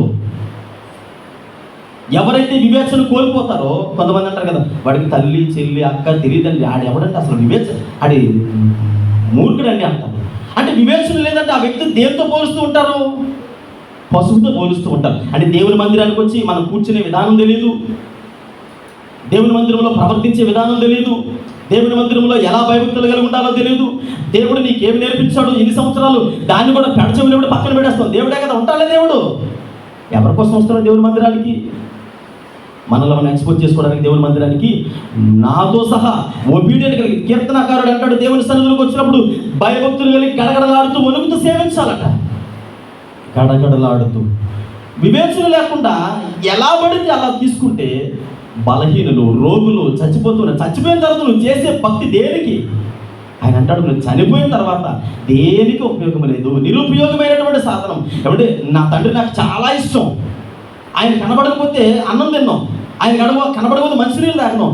నా తండ్రి అంటే నాకు చాలా ఇష్టం, ఉదయం లేచినట్టు నేను నా తండ్రి ముఖం చూస్తాను అంటే అనుకుందాం. చచ్చిపోయాడు, పక్కనేసుకొని ఉంటానా? ప్రేమ కదా నా తండ్రి అంటే. విశ్వాస జీవితం కూడా అంతే. ఆధ్యాత్మికంగా చచ్చిపోతే మొట్టమొదటి రాజు అయినటువంటి సౌలునే కేర్ చేయలేదు దేవుడు. అవసరం లేదయ్యా, అవసరం లేదు. రాత్రి యవనస్తులకు తెలియజేసిన నాయకత్వ లక్షణాలు కలిగినప్పుడు ఒక విశ్వాస జీవితంలో చెబుతూ దావీదుతో దేవుడు అంటాడు, ఇదిగో సౌలా, నువ్వు నా మాట వినలేదు కనుక నువ్వు నాకు అవసరము లేదు, దావీదుని నేను ఏర్పాటు చేసుకున్నాను. విశ్వాసాలుగా మన జీవితాలలో దేవుడు నిన్ను పిలుచుకున్నాడు అని అంటే నీలో ఒక ప్రత్యేకమైనటువంటి భక్తిని చూశాడు కనుకనే. ఇక్కడ జ్ఞాపకం చేసుకోండి, ఈ క్లోయ అనేటువంటి వ్యక్తి పౌలు దగ్గరికి వెళ్ళి అంటాడు, అయ్యా సంఘం పాడైపోయిందయ్యా, దిగజారిపోయిందయ్యా. చూడండి ఆ మాటలను చదువుకుందాం. 11వ అధ్యాయము 1వ అధ్యాయం 11వ వచనం చదవండమ్మా. నా సహోదరులారా, మీలో కలహములు కలవని మిమ్మల్ని గురించి క్లోయో ఇంటి వారి ద్వారా నాకు తెలిసింది. పొరపాటు నేను ఎవరైనా పలానా ఆవిడ ఇలా చెప్పిందని అన్నాను అనుకోండి, నన్ను ఆ తర్వాత ఆ ఫ్యామిలీని ఏం చేస్తారు తెలుసా? ఏం చేస్తారు? నువ్వు ఎప్పుడు చూసావు మా గురించి?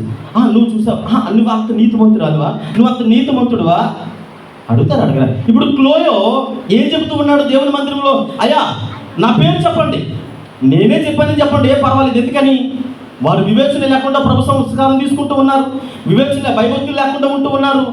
దేవుని మందిరం పట్ల సరైనటువంటి అవగాహన లేదు, భక్తి జీవితంలో ఒక క్రమమును పాటించలేదు, అయ్యా సంఘం పాడైపోయింది అయ్యా అని పౌలు గారికి చెప్పగానే పౌలు అంటాడు, ఇదిగో మీరు ప్రభురాత్రి భోజనం తీసుకుంటున్నారు కదా, ఎలా తీసుకుంటున్నారు, నేను మీకు ఏమి నేర్పించాను, దేన క్రమాన్ని నేర్పించాను అంటూ వారిలో ఉన్నటువంటి ఆ లోపాలను చెబుతూ ఆ మొట్టమొదటిగా ఆయన ఏమంటున్నారు చూడండి, మీలో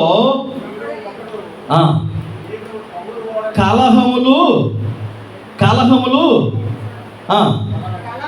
కలవని మిమ్మల్ని గురించి క్లోయో ఇంటి వారి వలన నాకు తెలియవచ్చును, ఆ ఇంటి ద్వారా నాకు తెలిసింది.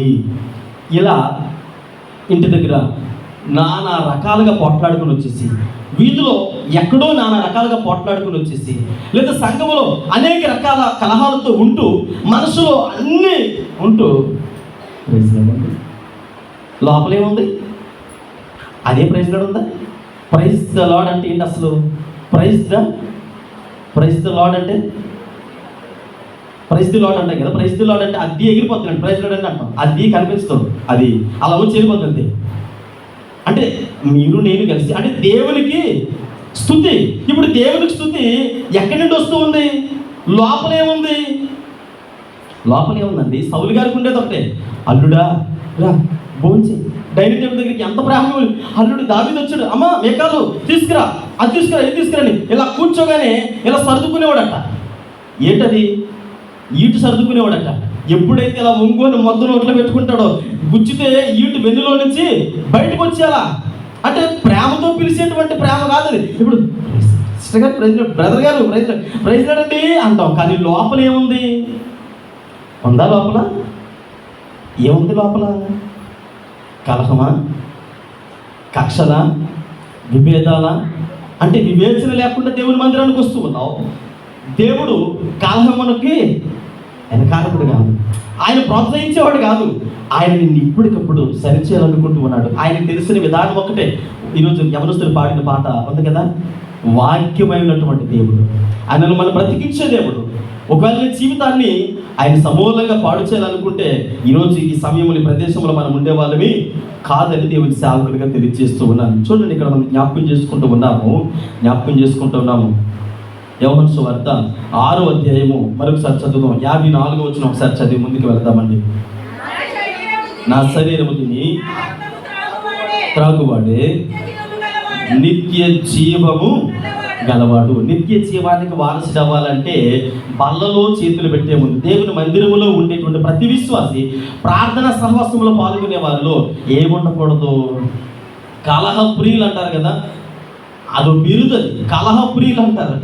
కలహప్రియులుగా మనము ఉండకూడదని దేవుని సేవకుడిగా తెలియజేస్తూ ఉన్నాను. చూడండి, ఇక్కడ మరొకటి, మన జీవితంలో చాలా సందర్భాలు ఈ ఎన్ని విభేదాలు వచ్చినా, ఎన్ని అవమానాలు వచ్చినా, నీతి విషయంలో నిలకడ కలిగి ఎన్ని వేషాభిప్రాయాల మధ్యలో ఉన్నా యథార్థంగా ఎవరైతే నిలబడతారో వారి జీవితాలని ఆశీర్వాదకరమైనటువంటి రీతిలో దేవుడు బలపరచడానికి ఇష్టపడుతూ ఉన్నారు. మనం బలహీనులమే, కానీ బలమును కలిగి దేవుని సన్నిధిలో ఎప్పుడైతే ఉంటామో అప్పుడు ఖచ్చితంగా మన జీవితాలు దేవుడు జ్ఞాపకం చేసుకుంటాడు. ఇక్కడ క్లోయో ద్వారా తెలిసిన తర్వాత పౌలు తన పేరు దాయలేదు, చక్కగా తెలియచేసి, ఇదిగో మన గురించి అంటే మీ గురించి క్లోయో తెలియచేశాడు కనుక మీలో ఇలాంటి ఆలోచనలు ఉన్నాయంట కదా, మీలో ఇలాంటి విభేదాలు ఉన్నాయంట కదా, మీలో ఇలాంటి తప్పిదాలు ఉన్నాయంట కదా. అంటే పౌలు రాసిన తర్వాత వస్తాడు కదా క్లోయో, రాడా ఇక్కడికి?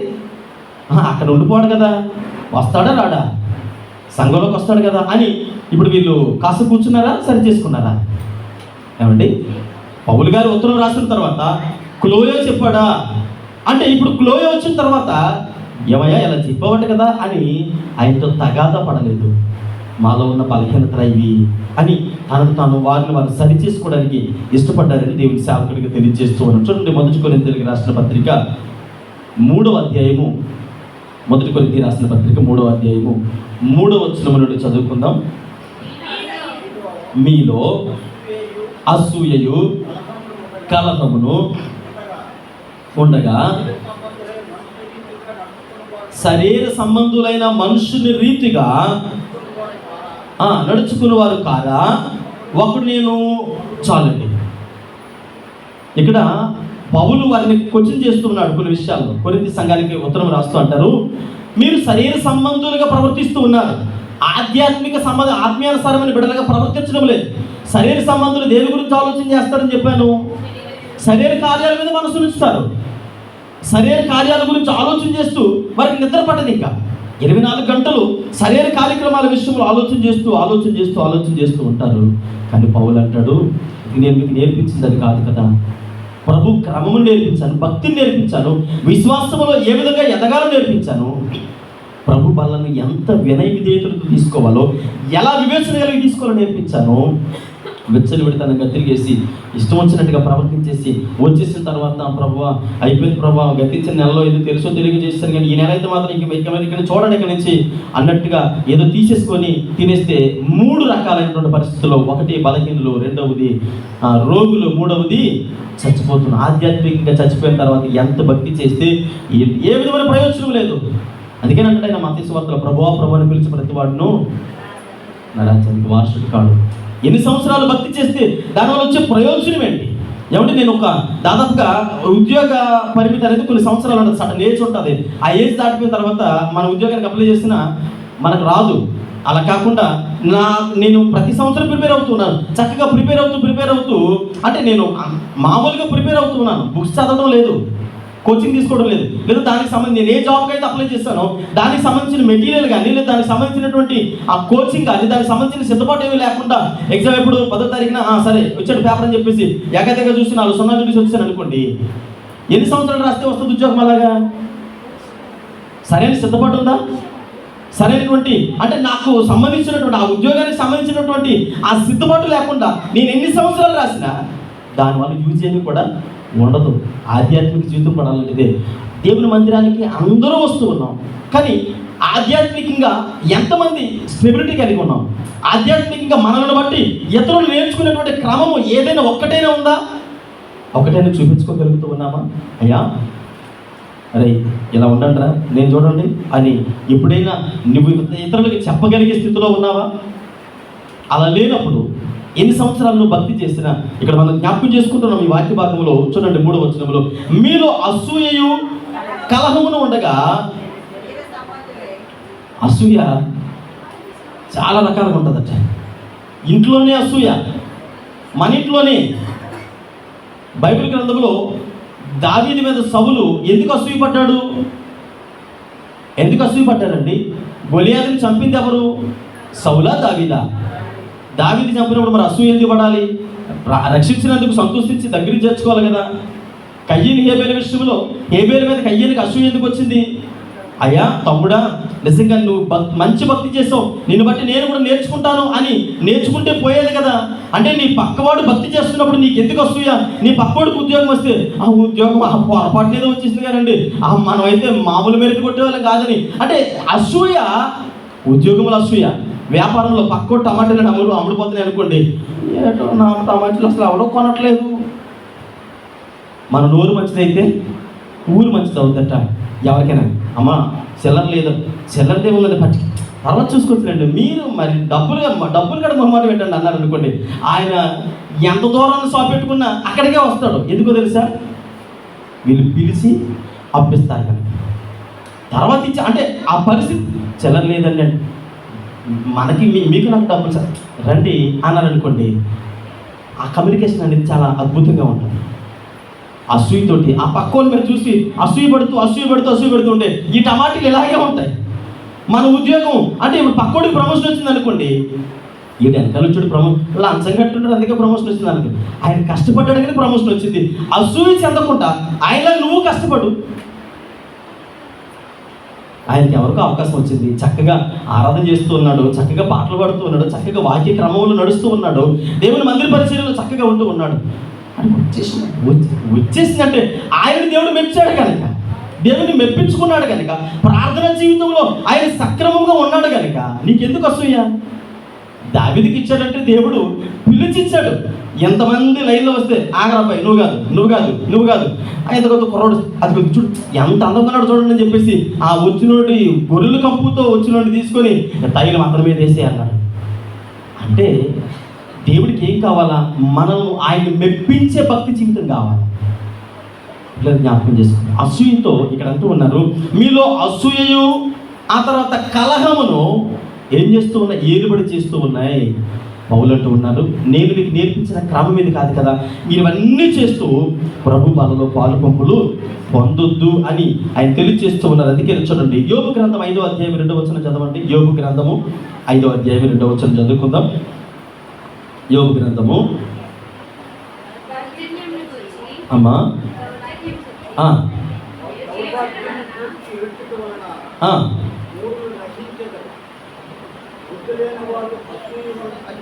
చాలు. ఇప్పుడు ఇతరుల గురించి మనం ఏడ్చడం వలన ఏం చేస్తామట? అక్కడ చక్కగా రాశారు, నశించెదరు అని రాశారు అన్నమాట.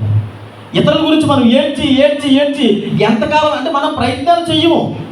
మనం ప్రయత్నం చేయకుండా ఆ పక్కోడు ఎందుకు పోతున్నాడని ఏడుస్తున్నాం అనుకోండి, పక్కోడు ఆశీర్వదించబడుతున్నాడు నేడుస్తున్నాం అనుకోండి, దానివల్ల మనమే నశించిపోతాం. ఒక భయంకరమైనటువంటి సంఘటన మీకు తెలియజేస్తాను చూడండి. ఒక మాట ఏంటంటే,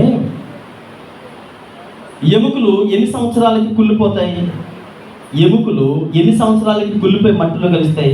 ఒక ఎముక కుళ్ళిపోయి మట్టిలో కలవాలంటే చాలా సంవత్సరాలు పడుతుంది. శరీరం త్వరగా కుళ్ళిపోయి మట్టిలో కలిసిపోతుంది, కానీ ఎముక మాత్రం చాలా టైం పడుతుంది. ఇప్పుడు చూడండి, కొంతమంది శాస్త్రవేత్తలు ఏం చేస్తారంటే DNA టెస్ట్ చేసేటప్పుడు ఆ భూగర్భంలో ఉన్నటువంటి సమాధిలోంచి ఎముకలు తీసిన తర్వాత దాని మీద ఒక రకమైనటువంటి లిక్విడ్ వేస్తారు. ఆ లిక్విడ్ వేసినప్పుడు ఎముక అంతా కూడా మొత్తం కరిగిపోదు. ఆ పై పొర ఏదైతే ఉందో లోపల తల వెంట్రుక కంటే సన్నని పొర ఉంటుంది. లోపల ఎముక లోపల మూలుగు ఉంటుంది కదా, ఆ మూలుగులో ఉంటుంది అనమాట DNA. ఆ DNA అనేది అదేం చేస్తుందంటే మొత్తం మజిల్స్ అన్ని కూడా ఎండిపోయినా ఆ ఎముకలో ఉన్నటువంటి ఆ DNA పొర మాత్రం అలాగే ఉంటుంది. అది కరిగించిన తర్వాత దాన్ని తీస్తే ఆ వ్యక్తి మనం అనుకున్నటువంటి వ్యక్తి కాదా అని వైద్యులు నిర్ధారిస్తారు. ఇన్ని లిక్విడ్లు వాడితే ఎముక కరిగిపోదట. ఇన్ని సంవత్సరాలనే దుమ్ము అంటే ఎముకలు ఏవైతే ఉన్నాయో కుళ్ళిపోవట, అవి అలా ఎండిపోయి అలా ఉండిపోతాయి. కానీ బైబిల్ ఏం తెలియజేస్తుందంటే అసూయ శరీరమునకి ఏం చేస్తుంది? మరణమును కలుగు చేస్తుందట, ఎముకలకు కుళ్ళు కలుగు చేస్తుందట. మీరు జాగ్రత్తగా గమనించండి, అసూయ ఉండడం వల్ల నీ ఎముకలన్నీ కుళ్ళిపోతాయట. అంటే ఒక రకమైన లిక్విడ్, పవర్ఫుల్ లిక్విడ్ వాడిని ఎముకలు ఏమవడం లేదు, కుళ్ళిపోవడం లేదు, కరిగిపోవడం లేదు. మనుషుడు చచ్చిపోయినా ఎముక కరిగిపోవడం లేదు. కానీ అసూయ ఉంటే ఏమవుతుందట? ఎముకలు కుళ్ళిపోతాయట. భయంకరమైనటువంటి పరిస్థితుల్లో ఏది భయంకరమైనది? మరణం భయంకరమైనదా, అసూయ భయంకరమైనదా? ఏమండి, అసూయ భయంకరమైనదా, మరణం భయంకరమైనదా? అసూయ ఎవరి జీవితంలో ఉంటుందో వారు కుళ్ళిపోతారట, వారి ఎముకలు కుళ్ళిపోతాయట. అదే మరణము మన జీవితంలో ఒకేసారి వచ్చి వెళ్ళిపోద్ది. కానీ అసూయతో ఉన్నవాడు 24 గంటలు ఒక రకమైన చూపుతో చూస్తాడు. చూసే విధానం కూడా ఇట్టే పట్టే వచ్చి ఈయన ఏ చూపుతో వాళ్ళు చూడగానే మనకు కాదు ఆయన ఎలా అసూయతో చూస్తున్నాడా లేదంటే మామూలుగా చూస్తున్నాడా అంటే, ఈ సైకాలజిస్టులు ఉంటారు కదా, సైకాలజిస్ట్ అది ఒక రకమైన సబ్జెక్ట్ ఉంటుంది. చదివితే మనుషుడి యొక్క కదలికలను బట్టి ఆయన ఏ చూపు చూస్తున్నాడో చెప్పొచ్చు. అసూయ మన జీవితాన్ని చాలా భయంకరమైనటువంటి దుస్థితులను తీసుకెళ్ళిపోద్దని దేవుని సేవకుడిగా తెలియజేస్తున్నాను. అందుకని ఇక్కడ కాబట్టి ఇతరుల గురించి మనం ఎప్పుడు కూడా ఆలోచించి ఆరోగ్యాలని పాడు చేసుకోకూడదని దేవుని సేవకుడిగా తెలియజేస్తూ ఉన్నాను. చూడండి, ఆదికాండము 13వ అధ్యాయము 7వ వచనం చదవండి. ఆదికాండం 13వ అధ్యాయము 7వ వచనములో ఒక చక్కటి మాట మనం జ్ఞాపకం చేసుకుంటూ ఉన్నాము. చదవండి అమ్మా. అప్పుడు అబ్రహాము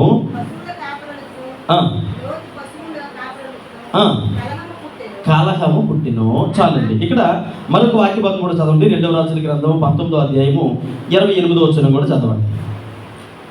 2వ రాజుల గ్రంథం 19వ అధ్యాయం 28వ వచనం.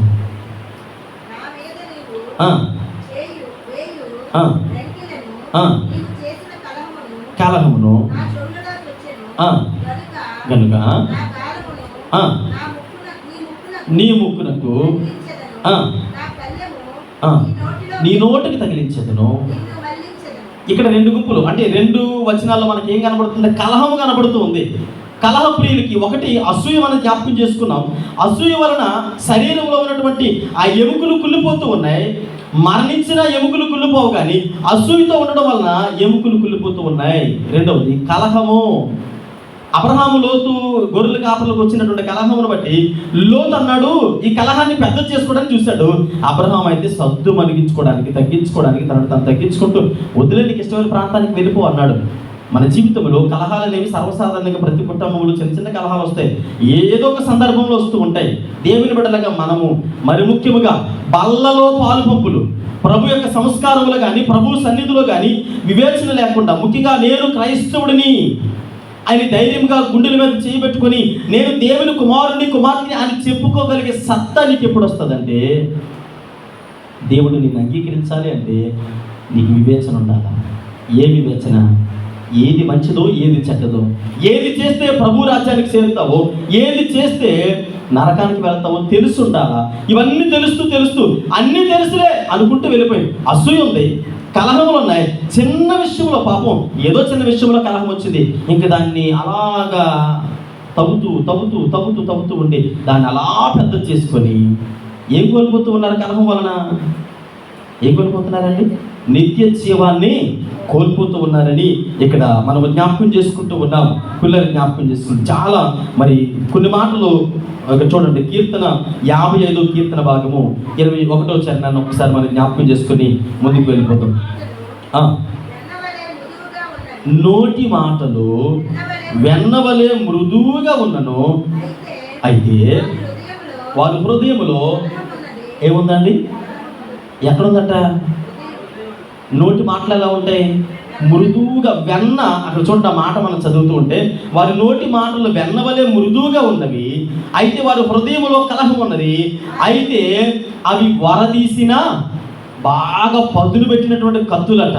ఎవరు? కలహ ప్రియులు. చిన్న విషయాలకి, ఇంట్లో ఏదో సమస్య ఉంది, కుటుంబంలో ఏదో సమస్య ఉంది, వీధిలోనో లేదంటే ఎక్కడో సంఘంలోనో ఎక్కడో ఉన్నప్పుడు ఆ కలహాన్ని మరలా అలా పెద్దది చేసుకోకూడదని దేవుని సేవకుడిగా తెలియజేస్తూ ఉన్నాను. చూడండి, ఎండిపోయినటువంటి ఎముకలు, జీవము లేనటువంటి ఎముకలు, మృతతుల్యమైనటువంటి ఎముకలలో మనం జ్ఞాపకం చేసుకుంటున్నప్పుడు మీకు తెలుసు, యెహెజ్కేలు గ్రంథంలో అక్కడ జ్ఞాపకం చేసుకుంటున్నప్పుడు దైవజనుడిని తీసుకెళ్ళి అక్కడ పడేశారు. ఎక్కడ? ఎముకల లోయలో పడేశారు. పడేసినప్పుడు అతనిలో ఏ జీవం ఉంది? దేవుని జీవము ఎవరిలో ఉంది? దైవజనుడు ఉంది. ఎప్పుడైతే ఆ ఎముకలు లోయలో పడ్డాడో, ఆ ఇతరులలో ఉన్న జీవము, అంటే దేవునిలో ఉన్నటువంటి జీవం ఇతరులో ఉంది కనుక ఇతను ఆ లోయలో పడగానే ఈ జీవం ఎముకల్లోకి వెళ్ళగానే ఎముకలన్నీ కూడా మనుషులుగా లేచారు, గొప్ప సమూహముగా లేచారు. ఈరోజు మృతుల్యమైనటువంటి జీవితాలు కలిగి ఉన్నారా? దేవుని జీవం నీలో ఉంది. ఆయన అన్నాడు కదా, నీలో అంటే నాలో జీవం నీలో ఉంటుంది అని ఆయన అన్నాడు. ఇప్పుడు వివేచన కలిగి తీసుకుంటే, వివేచన కలిగి దేవుని సన్నిధిలో ప్రవర్తిస్తే, వివేచన కలిగి భక్తి చేస్తే మనం వివేచన ఎందుకంటున్నాను? వివేచన అంటే కొన్ని సందర్భాల్లో మీ పిల్లలకి అంటారు కదా, రే మీ అమ్మ కొద్దిగా చూడు, ఇంటి దగ్గర జాగ్రత్తగా అవన్నీ జాగ్రత్తగా కడిగి కట్ చేయాలనుకోండి. ఏ కూరగాయలో కట్ చేయమన్నారు, కడిగేసి కట్ చేయని చెప్పాను. మీరేం చెప్పారు? నీట్గా కడిగి కట్ చేయమంటే ఆ సంచిలో నుంచి అలా తీసుకొని వచ్చేసి అలా కట్ చేసేసి కళాయిలు వేస్తారు అనుకోండి. కడిగావా లేదా అని అడుగుతారు. మర్చిపోయాను అన్నారు అనుకోండి, మీరేం చేస్తారు? పర్లేదు వండేస్తారు. అలాగే ఏం చేస్తారు? నోరు మూసుకొని తీయంటారు. ఎందుకని? అలా తింటే లేనిపోయినటువంటి జబ్బులు వస్తాయి, లేదంటే పడే అవసరం అనుకుంటే. శుభ్రత లేనటువంటి తిండి తినడం వల్ల వచ్చేటువంటి లేనిపోయినటువంటి అనారోగ్యాలు, లేనిపోయినటువంటి అనార్థాలు తెచ్చుకోవడం అవసరమా? కావాలనుకుంటే మరలా నేను తీసుకొస్తాను, నీట్గా చెయ్యండి అంటారు. ఎందుకు అంత శ్రద్ధ తీసుకుంటారు? ఏమండి, ఒక 60 సంవత్సరాలు 70 సంవత్సరాల నుండి ఈ శరీరానికి అంత శ్రద్ధ తీసుకుంటే నిత్యము ఆయనతో ఉండాలి కదా. మరి ఆ యొక్క ఆధ్యాత్మిక శరీరానికి మరి దేవుడు ఇంకెంత శ్రద్ధ తీసుకోవాలి? చూడండి, ఇక్కడ ఒక మాట మనం జ్ఞాపకం చేసుకుందాం. 1 కొరింథీయులకు రాసిన పత్రిక 5వ అధ్యాయము 11వ వచనం నుండి చదవండి ఒకసారి వాక్య భాగము. ఇప్పుడైతే సహోదరులు అనబడిన లోబి కానీ, తిండిపోతు కానీ,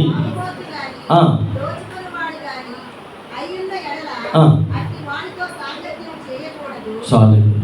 ఇక్కడ మీరు జ్ఞాపకం చేసుకోండి, పౌలు కొరింథీ సంఘం గురించి క్లోయ ద్వారా విన్న తర్వాత ఏ విషయాన్ని కూడా దాయడానికి ఇష్టపడలేదు, మౌమాటానికి వెళ్ళలేదు. పౌలు అన్నాడు, ఇదిగో మన సంఘములో అనగా కొరింథీ సంఘముతో పౌలు మాట్లాడుతూ ఉన్నాడు. సంఘంలో ఒకటి అసూయ ఉంది, రెండవది కలహాలు ఉన్నాయి, ఆ తర్వాత కొన్ని రకాలైనటువంటి ఆ వారి యొక్క ప్రవర్తనలన్నీ కూడా ఈయన తెలియజేస్తున్నాడు. చూడండి, 11వ వచనం చదువుతూ ఉన్నాను. ఈ గడియ వరకు చదవడం. ఇప్పుడైతే సహోదరుడు అనబడిన, చాలండి. సహోదరుడు అంటే ఎవరు? సహ ఉదరుడు. సహ ప్లస్ ఉదరుడు. ఉదరం అంటే ఏంటి? ఉదరం అంటే పొట్ట. ఇప్పుడు అంటే ఒకే శరీరంలో ఉన్నవారు, అంటే పొట్ట నుండి వచ్చినవారు, అంటే ఒకే శరీరంలో. ఇప్పుడు మనం ఏమంటాం, క్రీస్తు అనే శరీరములో మనందరం కూడా ఎవరిని, అవయవాలని. అంటే మనందరం క్రీస్తు నుండే వచ్చాము కనుక, క్రీస్తులో ఉన్నవారు కనుక, ఇప్పుడు నీతో ఉన్నటువంటి వారు ఎవరు? సహోదరుడు. అన్యుడు నీకు సహోదరుడు కాడు. ఆయన ఎవరు? లోకస్తుడు. సహోదరుడు అంటే నీ పక్కనే నీతో సహవాసం చేసేవారు. క్రీస్తు అనే శరీరంలో భాగాలుగా ఉన్నటువంటి మనందరం కూడా నీ పక్క సహోదరుడు. ఒకవేళ ఇప్పుడు మనం చదువుకున్నటువంటి విషయాలు ఏవైతే ఉన్నాయో, కలహముతో కానీ, అసూయతో కానీ, తర్వాత ఇక్కడ చూడండి 11వ వచనంలో, ఇప్పుడైతే సహోదరుడు అనబడిన వాడు ఎవడైనను జారుడు కానీ, జారుడు అంటే ఈ పార్కులో పెట్టే జారుడు వల్ల కానీ, జారుడు అంటే జారత్వం అంటాం కదండి. జారత్వము. ఆదివారం, మొదటి ఆదివారం వచ్చి ఎందులో చేయబెడుతున్నాం? దేవుని మందిరానికి వచ్చి ఏం పాటిస్తూ ఉన్నాం? విశ్వాసనండి. నేను ఎవరిని అనుకున్నారంటే, ఇది కోర్టులో జడ్జి గారి ముందు ఒక ఆయన 3 సార్లు పిలుస్తుంటాడు. అలా నేను ఎవరిని అనుకున్నాను అంటే, దేవుడు అంటాడు నీవెవరో నాకు తెలియదు అంటాడు. అంతే. అదేంటంటే నేను ఎవరో తెలియకూడదు. చాలా కార్యక్రమాలు చేసావు కానీ నువ్వెవరో నాకు తెలియదు. నాకు సంబంధించినటువంటి వివేచన నువ్వు ఎప్పుడూ కలిగిలేవు. నీ ఇష్ట ప్రకారంగా భక్తి చేసుకున్నావు కాబట్టి నీవెవరో నాకు తెలియదయ్యా అని ముఖం మీద చెప్తాడు. చూడండి, ఇక్కడ మనం జ్ఞాపకం చేసుకుంటే జారత్వం కలిగి ఉన్నవారు, తర్వాత లోబులు అంట. లోబి, ఈ విషయం గురించి సార్ నేను తెలియచేసి ముందుకు వెళ్తాను. చూడండి, లోబు అంటే ఎవరు? పిసనాలి. పొరపాటున ఒక నూనె ప్యాకెట్ తెచ్చింది అన్నది అనుకోండి, ఇగో నువ్వు ఈ నూనె ప్యాకెట్ ఖచ్చితంగా నెల రోజులు రావాలి. మధ్యలో అయిపోయిందంటే మాత్రం ఇంకా కూరలో నూనె వాడకూడదు. ఇతను ఏమంటారు? నెల రోజులు ఒక నూనె ప్యాకెట్ అంటే 3 పూటలు మాత్రం చక్కగా ముక్క ఉండాలి. కానీ ఒక నూనె ప్యాకెట్ మాత్రం ఎన్ని రోజులు రావాలి? 30 రోజులు రావాలి. అలాగని కొంతమంది తల్లులు ఉంటారు, 15 కేజీలు డబ్బా తీసుకుని వస్తే 10 రోజుల్లో నైపించేస్తారు. మరి దుబారా ఉండకూడదు క్రైస్తవులకి, అలాగని మరి పిసనార్తనం ఉండకూడదు. అంటే వివేచనని ఎందుకు మీతో మాట్లాడుతున్నానంటే, ఆ వివేచన లేకుండా క్రైస్తవ విశ్వాసులకి జ్ఞానము కలిగిన వారు అంటారు. అందుకని బుద్ధి జ్ఞానములు ఆయన దగ్గర ఉన్నాయి. లేకపోతే అడగాలి, ప్రభువా నాకు బుద్ధి లేదయ్యా, నాకు జ్ఞానం లేదయ్యా. కానీ నీకు బుద్ధి లేదంటే, నాకు బుద్ధి లేదా ఎవడన్నారా అంటాడు. బుద్ధి లేదంటే కయ్యం ఆడతారు తప్ప, అది నిజంగా నాకు బుద్ధి లేదా సరి చేసుకోవడానికి ఎవరు ఇష్టపడము. మీరు ఆలోచన చేయండి. పిసనారతనము సంచి మన దగ్గరికి వస్తుంటుంది. ఏ సంచి? కానుకల నుంచి వస్తుంది. పాపం జేబులో చేరేటప్పుడు వచ్చిన కొత్త నోట్లకు ఉన్న ప్రాబ్లం ఏంటంటే, ఏది 20 కాగితమో, ఏది 10 కాగితమో, ఏది 50 కాగితమో తెలియదు. పాపం ఊరికి జేబులో చేరి నిలబెత్తుంటాడు. పాపం నేను అనుకుంటాను, నాటికి నోరుంటే అనుకుంటుంది, నాయన ఎంతసేపు నిలుపుతాం, 100 కాగితం ఉంటుంది, నేను లేసే పనులు తీసుకొచ్చి ఆ సంచిలో పడితే అక్కడైనా ఉంటానంటది. కానీ ఇతను మాత్రం సంచి దగ్గరికి వస్తున్నా 10 నోటు కోసం ఊరిక జేబులో చేయబెట్టి వెతుకుతానే ఉంటాడు.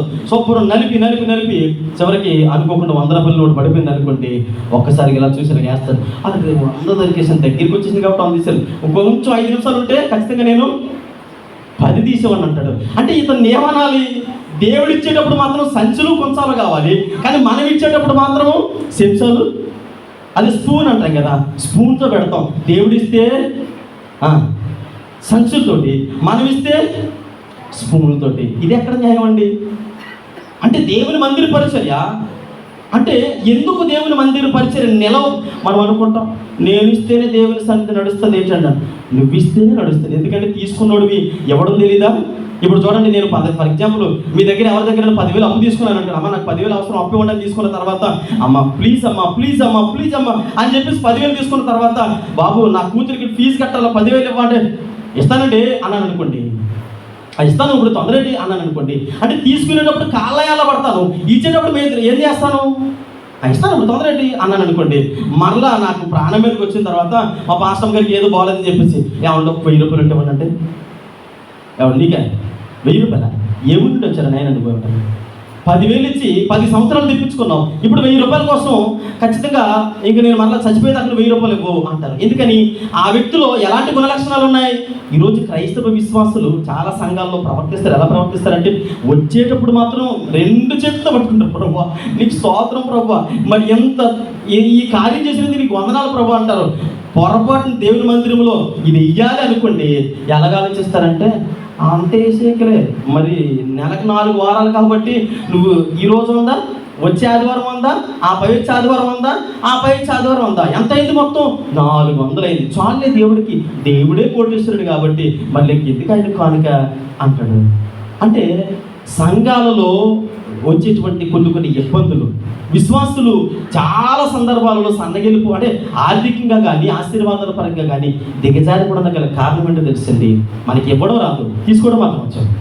ఇవ్వడం రాదు.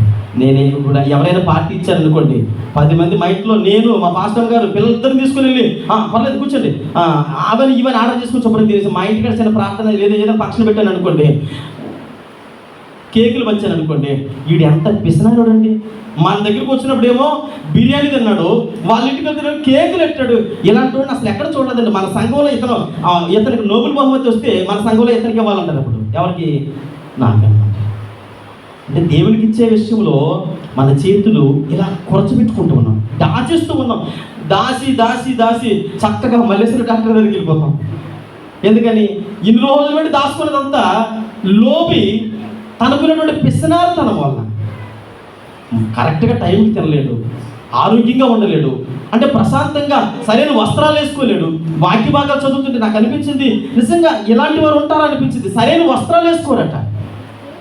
లోపుకునేటువంటి దృక్పథము, సరైనటువంటి వస్త్రాలు లేకుండా చిరిగిన బట్టలతోటి సరైనటువంటి తిండి తినకుండా అలాగా అంటే చిన్న చిన్న జీవితాన్ని గడిపిస్తూ చివరికి వచ్చేటప్పటికి హాస్పిటల్లోకి వెళ్ళగానే ఆయన అంటారు, ఏమండి అడ్వాన్స్ ₹1,00,000 కట్టాలి, రేపు ఎల్లుండో ఆపరేషన్ చేయకపోతే అర్జెంటుగా మరి మిమ్మల్ని అన్నారు అనుకోండి. ₹1,00,000 ఏం కరమండి, రేపు ఎల్లుండేందుకు ఇప్పుడు కట్టేస్తాను, అరే అర్జెంటుగా వెళ్ళి బ్యాంకుకి డబ్బులు తీసుకొచ్చి అంటాం. అందులో నెల ఉంటుంది, కానీ దేవుడికి ఇవ్వడానికి మాత్రం చేతులు రాదు. మనుషులను చూసి ఇవ్వాల్సిన అవసరం లేదు. మనుషులకి ఎవరిని వారిని దృష్టిలో పెట్టుకొని నువ్వు ఎంత చేసావు, ₹100, నీ మీద నేను ₹10 ఎక్స్ట్రా చేసి ఇంకొక ₹5 బెల్ల తగిలించి ₹105 వేయాల్సిన అవసరం లేదు. 116లో ఇలాంటివి కాదు మన జీవితంలో. నీ హృదయపూర్వకంగా దేవుడు నీ జీవితాన్ని నీకు ఎంతైతే వెలకెట్టాడో నీ ప్రాణములకు విలువ తెలుసుకుంటే దేవునికి ఏమి ఇవ్వాలో నీకు తెలుస్తుంది. నీ విలువ ఏంటో నీకు తెలియదు కనుక నీ విలువ ఎంతో తెలుసా? ₹5 కాయను. నీ విలువ ఎంతో తెలుసా? ₹10. అంటే మనకు తెలుసు. నా బ్రతుకంతా కలిసి ఎంతో తెలుసా అండి? నా బ్రతుకంతా ₹50 ఏమండి? ₹50 మన విలువ. కల్వరిశిలలో తన ప్రాణములు పెట్టేసినటువంటి దేవుడు నీ కొరకు తన ప్రాణములు వెలలేనటువంటి తన జీవితాన్ని పెట్టేస్తే మనం ఎంత కడతాం తెలుసా? అటు తిరిగి ఇటు తిరిగి మెల్లిగా జేబులో నలిపి నలిపి నలిపి తీసి ₹10 అయితే అలా పడేస్తాం అంతే. ఆయన ఏమంటే దేవుడు ఏమైనా పేదోడు ఏంటండి? మన దగ్గర తీసుకోవడానికి లేక ఇవ్వకపోతే వేరే, దాచుకొని ఇవ్వకపోతే అది నాకైతే సంబంధం లేదు. అమ్మా, దేవుడు ప్రతిదీ చూస్తూ ఉన్నాడు. మనకు తెలుసు కదా ఎవరు వాళ్ళు. అపొస్తలుడి కార్యంలో ఒక చక్కటి అన్యోన్య అంటే మంచి జంట. ఏ జంట? అదనమాట, మంచి జంట. ఆ జంట ఏం చేసిందంటే, నువ్వేదంటే నేను అదే, నువ్వు ఎంత చెప్తే నేను అంతా చెప్తాను అన్నది. అయ్యగారు అయిపోయారు. అయ్యగారు పాడెక్కేసిన తర్వాత ఇంతేనండి మా ఆయన అంతే చెప్పమన్నాడు అనుకున్న మనసులో. ఆవిడ కూడా షాప్ చుట్టేసేది అంతే. అప్పటి నుంచి వచ్చిందేమో షాప్ చుట్టాలి. ఏమండి, జాగ్రత్తగా ఉండాలి. తీసుకోవడం ఎలాగైతే తీసుకుంటున్నామో ఇచ్చేటప్పుడు కూడా, అప్పు చేసేటువంటి మనము ఇచ్చేటప్పుడు కూడా సక్రమంగా ఇవ్వాలి కదా. మళ్ళీ ఇంకొకసారి మనకు రావాలంటే, మళ్ళీ ఇంకొకసారి మనల్ని వాళ్ళు అర్థం చేసుకోవాలంటే ఎవరింటి దగ్గరికైనా పరపతి అంటారు కదా, చూడండి, పరపతి అంటారు కదా. ఏమండి, ఏది కోల్పోకపోయినా పరపతి కోల్పోకూడదు అంటారు. అంటే ఇతరులు నీకు సహాయం చేసేటువంటి వ్యక్తి ఎవరైనా ఉన్నప్పుడు సరే ఇస్తే వాళ్ళకే ఇవ్వాలి. ఒక్కరోజు లేట్ చేయకుండా అలా ఇచ్చేస్తారు. వాళ్ళు ఎన్ని ఇబ్బందులు ఉన్న ముందు మనకి ఇచ్చేస్తారంట. నెల వచ్చేటప్పటికి నీకంటూ దేవుడు ఇచ్చినటువంటి ఆదాయం ఏదైతే ఉందో, దేవుడిచ్చిన ఆదాయం అది నీ అంతటి నీకు రాలేదు. దేవుడు నిన్ను కనికరించాడు కాబట్టి నీకు ఆ ఉద్యోగం వచ్చింది. దేవుడు నీ పట్ల కృప చూపించాడు కాబట్టి ఆ శాలరీ నీకు వస్తుంది. ఏటీఎంలో పడిందా శాలరీ? పడిందా? సైలెంట్ గుండు పెద్దలో రెట్టుకో. మళ్ళీ చర్చలు ఎవరంటే దశ భాగం తీయలేదా అని అడుగుతారు. ఎవరికి ఇస్తారు చర్చలోని? పాస్టర్ గారికి ఇస్తారా? పెద్దలకి ఇస్తారా? కొన్ని పాస్టర్ గారి పెద్దలు వాళ్ళు ఏమైనా బ్యాంకులు వేసేసుకొని పాస్టర్ గారు ఏమైనా బెంచ్ కారు కొనేసుకుంటాడా? నీకు ఇచ్చేది ఎవరికి? దేవునికి ఇస్తున్నావు కనుక అది దేవుని పరిచర్యకు వాడబడుతూ ఉంది. అంటే దశంభాగం దేవునికి తీసుకొచ్చి ఇస్తున్నాను అనే దృక్పథం నీ లేకపోతే, అంటే నీ కాలుకి దేవునికి ఇస్తున్నానని ఆలోచన లేకపోతే ఎదుగు బతుకు లేకుండా ఉంటారు. దైవజనులుగా మా జీవితాల్లో కొన్ని విషయాలు నేను నేర్చుకున్నాను. ప్రత్యేకించి నేను నేర్చుకున్న అనుభవాలు మీకు తెలియజేస్తాను. సమయం వచ్చింది కాబట్టి సర్వసాధారణంగా నేను ఇప్పుడు అలా మాట్లాడను. కొన్ని విషయాలు మీకు తెలియచేయాలి కాబట్టి తెలియజేస్తూ ఉన్నాను. అంటే నాకు వచ్చినటువంటి ఆదాయం ఏదైతే ఉందో, నాకు వచ్చినటువంటి ఇన్కమ్ సోర్స్ ఏదైతే ఉన్నాయో దాని మీద కొంత ఇన్కమ్ నేను తీసి పక్కన పెడతాను. పెట్టినప్పుడు కొంతమంది దైవజనులు ఉంటారు, నాకు పరిచయస్తులైనటువంటి దైవజనులు, బాగా పేద దైవజనులు, అసలు ఏ విధమైనటువంటి ఆధారం లేకుండా కొంతమంది ఉంటారు. కొన్ని సంఘాల్లో చేసేటువంటి దైవజనులు వేరు, పేద పల్లెటూరులో చేసేటువంటి పేద దైవజనులు ఎవరైతే ఉంటారో, ఒక సాటి సేవకుడిగా నేను వారిని ఏం చేస్తానంటే ప్రతి నెల వారికి ఇచ్చి వారిని ప్రోత్సహిస్తాను. నా దగ్గర లక్షలు ఉన్నాయని కాదు, నాకు వచ్చినటువంటి 10,000లోనే ఒక 1,000 రూపాయలు ఒక ఇద్దరు దైవజనులకి, అయ్యా ఇది నాకు కలిగినటువంటి కానుక, కనుక మీరు సేవలు చక్కగా నిలబడండి, మిమ్మల్ని నేను ప్రోత్సహిస్తూ ఉన్నాను. అంటే నేనేదో కోటిస్తున్నాను కాదు, నేను మిమ్మల్ని ప్రోత్సహిస్తూ ఉన్నాను. అంటే సేవ జరగాలి. దైవజనుడిగా నాకున్నటువంటి దృక్పథము అంటే ఈరోజు దేవుని సన్నిధిలో, దేవుని సంఘానికి, ఈ సంఘము మాది అనే దృక్పథం కలిగిన ప్రతి విశ్వాసి సంఘము నడిపించబడాలి, సంఘము ప్రోత్సహించబడాలి, సంఘములో అనేక నూతన కార్యాలు జరగాలి, నూతన ఆత్మలు సంఘములోకి రావాలి అని అంటే సంచి ఖాళీ అయిపోతే ఒక ఆయన ఉన్నాడు, తైలపు గుడ్డు తీసుకురాగానే అది అమ్మెత్తే డబ్బులు వచ్చేది కదా, అమ్మేసి చేయడం కాదు, అవసరానికి ఇచ్చేవారు కావాలి. ఆది అపోస్తలుడు సంఘములో ఏం చేస్తారో తెలుసండి, వారి ఇల్లు, వారికి ఉన్నటువంటి సమస్తము, మీ ఇల్లు అమ్మను కదా నా ఉద్దేశం, వారికి ఉన్నవన్నీ అమ్మి సంఘములో సేవ్ చేసుకున్నాను. మనకి అమ్మవలసిన అవసరం లేదు. దేవుడు నీకు ఇచ్చిన దాన్ని సంఘానికి ఇవ్వండి. దేవుడు నీకు ఇచ్చిన దాంట్లో ఏ వంతు అయితే 1,000 రూపాయలు వస్తుందా, 100 రూపాయలు సంఘానికి ఇవ్వాలి. 10,000 వస్తుందా, 1,000 రూపాయలు సంఘానికి ఇవ్వాలి. ఏదో మామూలుగా 6,000 వచ్చింది అనుకోండి, 100 రూపాయలు వేసేయి. 10,000 వచ్చింది అనుకోండి, 100 రూపాయలు వేసేయి. 1,00,000 రూపాయలు వచ్చింది అనుకోండి, 100 రూపాయలు వేసేయి. అంటే దేనికి వేస్తున్నావు? మనుషులను ఉద్దేశించి కాదు, దేవుని సముఖంలో చాలా జాగ్రత్తగా. అంటే నేను ప్రతిదీ కూడా దేవుడు లెక్క రాస్తూ ఉన్నాడు ప్రతి విషయంలో. అంటే పొందుకునేటువంటి మనము ఇచ్చేటువంటి గుణ లక్షణాలు కలిగి ఉండాలి. మరి ప్రాముఖ్యంగా చూడండి, ఇక్కడ మనం జ్ఞాపకం చేసుకుంటే పౌలు ఆ సంఘానికి తెలియజేస్తున్నటువంటి కొన్ని విషయాలు. లోబు గురించి మాట్లాడుతూ ఉన్నాం. లోబు ఎలా ఉంటాడంట చూడండి. ఒక్క మాట, ఎపిసీలకు రాసిన పత్రిక 5వ అధ్యాయం 5వ వచనం చదవండి. ఎపిసీ రాసిన పత్రిక 5వ అధ్యాయం 5వ వచనము. ఎపిసీలకు రాసిన పత్రిక 5వ అధ్యాయం 5వ వచనం. అమ్మ సరిగ్గా చదవండి. వ్యభిచారి అయినను, అపవిత్రుడైనను, విగ్రహారాధకుడైనను, లోబి అయినను, క్రీస్తు యొక్కయు దేవుని యొక్కయు రాజ్యమునకు హక్కుదారుడు కాదు. అంతే, ఇంక అసలు మరి ఇందులో కాంప్రమైజ్ లేదు. హక్కుదారులు కాదు. ఈ గుంపుకు చెందిన వారు, పిసనారితనం చేసేవారు. చికెన్ సెంటర్కి వెళ్తే ఎంత కేజీ? 450 రూపాయల కొట్టే స్కిన్లెస్సా? అప్పుడు ఏమనిపిస్తుంది? 500 నోటు 10 రూపాయల కనపడుతుంది. అదే దేవుని మందిరానికి వచ్చేటప్పటికి 10 రూపాయలకి ఎలా కనపడుతుంది తెలుసా? 10,000 కనపడుతుంది. పర్లేదు, 10 రూపాయలతో సంఘంలో పెద్ద మీటింగ్ పెట్టవచ్చు అంట. పాస్టర్ గారికి జీతం ఇచ్చేవచ్చు, ఆ తర్వాత కరెంట్ బిల్లు కట్టవచ్చు, చర్చి మెయింటెనెన్స్ కూడా సరిపోద్ది. ఎంతతోటి? ఇచ్చే 10 రూపాయలతో. అంటే అది తక్కువ అని నేను అనడం లేదు. ఆ స్థితిలో ఉన్నవారు కూడా ఉన్నారు. అంటే చెయ్యి జరిగి కూడా దేవుని మందిరంలో నువ్వు కొరచగా ఎలా దాచుకుంటున్నావంటే దేవుడు నిన్ను కూడా అదే దృష్టితో చూస్తాడు. అసలు ఏమీ లేనటువంటి వారు ఉన్నారు. వారికి కలిగింది రూపాయి వేసిన దేవుడు సంతోషిస్తాడు. ఉండి దాచుకుని వారి గురించి దేవుని సేవకుడిగా మరి తెలియజేస్తూ ఉన్నాను. చూడండి, ఇక్కడ మనం జ్ఞాపకం చేసుకుంటున్నప్పుడు లేదా ఒక ఉన్నటువంటి లక్షణాల గురించి మనం జ్ఞాపకం చేసుకుంటూ ఉన్నాం. జ్ఞాపకం చేసుకోండి. మరి మరొక మాట నేను తెలియజేస్తూ ఉన్నాను. మరొకటి, అక్కడ లోబులైనను, తిట్టుబోతులట. మనం చదువుకున్నటువంటి లేఖన భాగంలో తిట్టుబోతులు అని ఒక మాట రాస్తుంది. కొరింథీయులకు రాసిన పత్రిక 5వ అధ్యాయము 11వ వచనములో చదివితే అక్కడ తిట్టుబోతుగాను, త్రాగుబోతుగాను,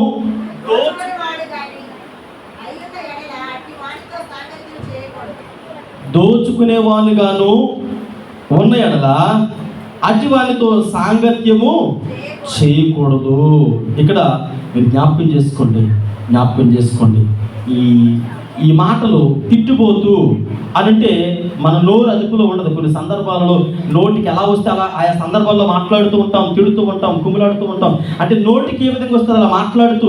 ఈ సందర్భం అంతా ఎందుకు చెప్తున్నానంటే ఇక్కడ ఉన్న వారందరూ కూడా దేవుని బిడ్డలే, వాక్యము తెలిసిన వారే కనుక దేవుని మందిరానికి వచ్చినప్పుడు ఏం కలిగి ఉండాలి?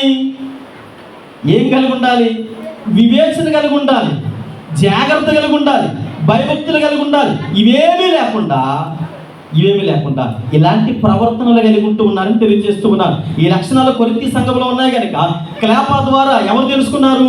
పౌలు గారు తెలుసుకున్నారు కనుక వారికి చెబుతూ ఉన్నారు, ఇదిగో మన సంఘంలో ఈ పరిస్థితులు ఉన్నాయి కనుక మీరు ఈ పరిస్థితులు ఉన్నాయి కనుక ఏం చేయాలి?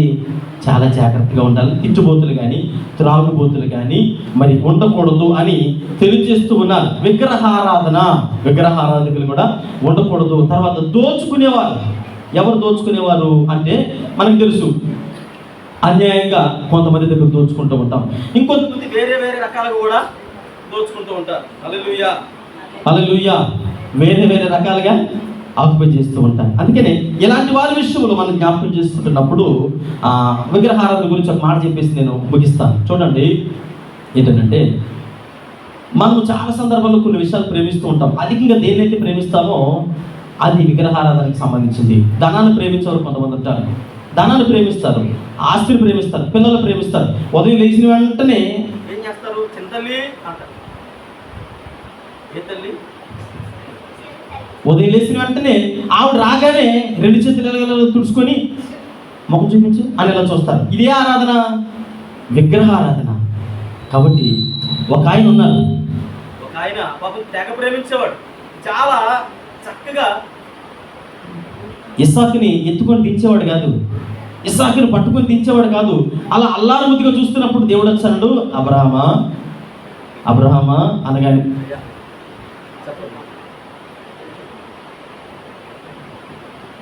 అబ్రహాముతో దేవుడు అన్నాడు, అబ్రహామా ఏంటి సంగతి అనగానే, అయ్యా చెప్పండి అన్నది. మరి ఏంటి అసలు ఇస్సాకుని అసలు తెచ్చడం లేదు, నువ్వు చాలా ఎక్కువ ప్రేమిస్తుంటున్నావు, ఇది విగ్రహారాధన నీకు తెలుసు కదా అనంటే, తెలుసయ్యా. మరి ఏంటి ఎవరిని ప్రేమిస్తున్నావు? అబ్రహామా ఇస్సాకునా నన్ను అంటే, లేదయ్యా మిమ్మల్ని ప్రేమిస్తున్నా, నాకు అలా అనిపించడం లేదే, సరే తీసుకొచ్చి నాకు భరించి అన్నది. అయ్యా నాకు ఈ లోకంలో మీకంటే ఎవరు ఎక్కువ కాదు, ఇచ్చేస్తానయ్యా, నీకంటే నాకు ఎవరు ఎక్కువ అన్నాడు. మారు మాట్లాడుకుని తీసుకెళ్ళి ఇస్సాకును బలివ్వడానికి అబ్రహాం సిద్ధపడ్డాడు. అంటే విగ్రహారాధన నువ్వు దేన్నైతే అధికంగా ప్రేమిస్తూ ఉన్నావో అది కొద్ది కాలంలో మన నుంచి దూరం అయిపోతుంది. అది మనకు తెలియదు. మనం ఏమనుకుంటే మన అందాన్ని ప్రేమిస్తాం, ఆస్తిని ప్రేమిస్తాం, టాలెంట్ని ప్రేమిస్తాం, ఐశ్వర్యాన్ని ప్రేమిస్తాం, ఉద్యోగాన్ని ప్రేమిస్తాం, వీటన్నింటినీ ప్రేమిస్తాం. ఆదివారం ఆరాధన మాత్రం దేవునికి ఇచ్చేదాన్ని మాత్రం ఇష్టపడతాం. ఇక్కడ చూడండి, మనం జ్ఞాపకం చేసుకుంటే ఆయన అంటాడు, తిట్టుబోతులు అన్ని కూడా బోతులనే వస్తాయి. మీరు చదవండి, తిట్టుబోతు, తాగుబోతు, తిరుగుబోతు, ఆ తర్వాత తిట్టుబోతు అంటే దోచుకునేటువంటి గుణ లక్షణాలు. మీరు ఆలోచన చేయండి. ఈ విషయాలన్నీ కూడా మరి జ్ఞాపకం చేసుకుంటున్నప్పుడు ఒక వాక్య భాగాన్ని చదివి మరి ముగించడానికి ఇష్టపడుతున్నాం. చూడండి, సామెతల గ్రంథము 23వ అధ్యాయము 21వ వచనం చదవండి ఒకసారి. తాగుబోతులను, తిండిబోతులను, దరిద్రులగుదురు, నిద్రమత్తు. ఏంటండి? చింపురు బుట్టలు ధరించుటకు కారణము అదను. ఎలా చెప్పారు చూడండి, లోబి పిసినారి తనం చేసేవారు ఏ బట్టలు ధరిస్తారట? చింపురు బుట్టలు. దోచుకునే వారి గురించి నేను చెప్పడం లేదు. తిట్టుబోతులు, తాగుబోతులు, విగ్రహారాధకులు, కలహప్రియులు, ఆ తర్వాత ఇంకా అసూయ కలిగిన వారు, తర్వాత మరి దోచుకునేవారు. 7 రకాలైనటువంటి విషయాలు మనం తెలుసుకున్నాం. 7 పనులు చేస్తూ ఎక్కడ చేయి పెట్టకూడదు. చెయ్యి పెట్టాము అని అంటే మనం వివేచన లేని వారు. దేవుని మందిరంలోకి వస్తున్నప్పుడు గడగడగడలాడుతూ వణుకుతూ దేవుని మందిరంలోకి రావాలి. అంటే నీలో తప్పు ఉందని తెలిసినప్పుడు ఏముంటుంది? భయం ఉంటుంది. భయం లేదు అని అంటే నీకు నీలో వివేచన లేదని అర్థము. వివేచన లేకుండా వెచ్చనుడిగా 2 సంవత్సరాలు భక్తి చేసిన దానివల్ల ఏ విధమైనటువంటి ప్రయోజనము ఉండదని అర్థము. ప్రార్థన చేసుకుందాం. ఇక్కడ మరి క్లేయ ద్వారా పౌలు గారు తెలుసుకున్న తర్వాత కొరింథీ సంఘానికి హెచ్చరిక పూర్వకంగా మరి ఈ మాటలు మనకు తెలియజేస్తూ ఉన్నాడు. పౌలు అంటూ ఉన్నారు, ఇదిగో మీలో ఈ రకాలైనటువంటి ఆలోచన విధానాలు ఉన్నాయి కనుక మరి ఇలా ఉండకూడదని పౌలు ఆ సంఘాన్ని హెచ్చరిస్తూ తెలియజేసినటువంటి మాటలు ఈనాడు మనము కూడా నేర్చుకున్నాము కనుక ఒకవేళ మనలో ఎవరిలోనైనా ఇలాంటి ఆలోచన విధానాలు ఉన్నట్లయితే మనకు తెలుసు దేవునికి ఆయాసకరమైనటువంటి భక్తి చేయడం వల్ల ఏ విధమైన ఉపయోగం లేదని కనుక ప్రార్థన చేసుకుందాం. వేడుకుంటున్నాం. అడుగుదాం. అయ్యా మీకు వందనాలు, దయచేసి మమ్మల్ని క్షమించండి. ఒకవేళ అలాంటి ఆలోచనలు ఉంటే దేవుడి సన్నిధిలో ఒప్పుకుందాం. పరిశుద్ధుడైన తండ్రి, మహోన్నతుడా, జీవాధిపతి, మీకే మహిమ చెల్లిస్తూ ఉన్నాను. అయ్యా కూడి వచ్చిన బిడ్డలందరినీ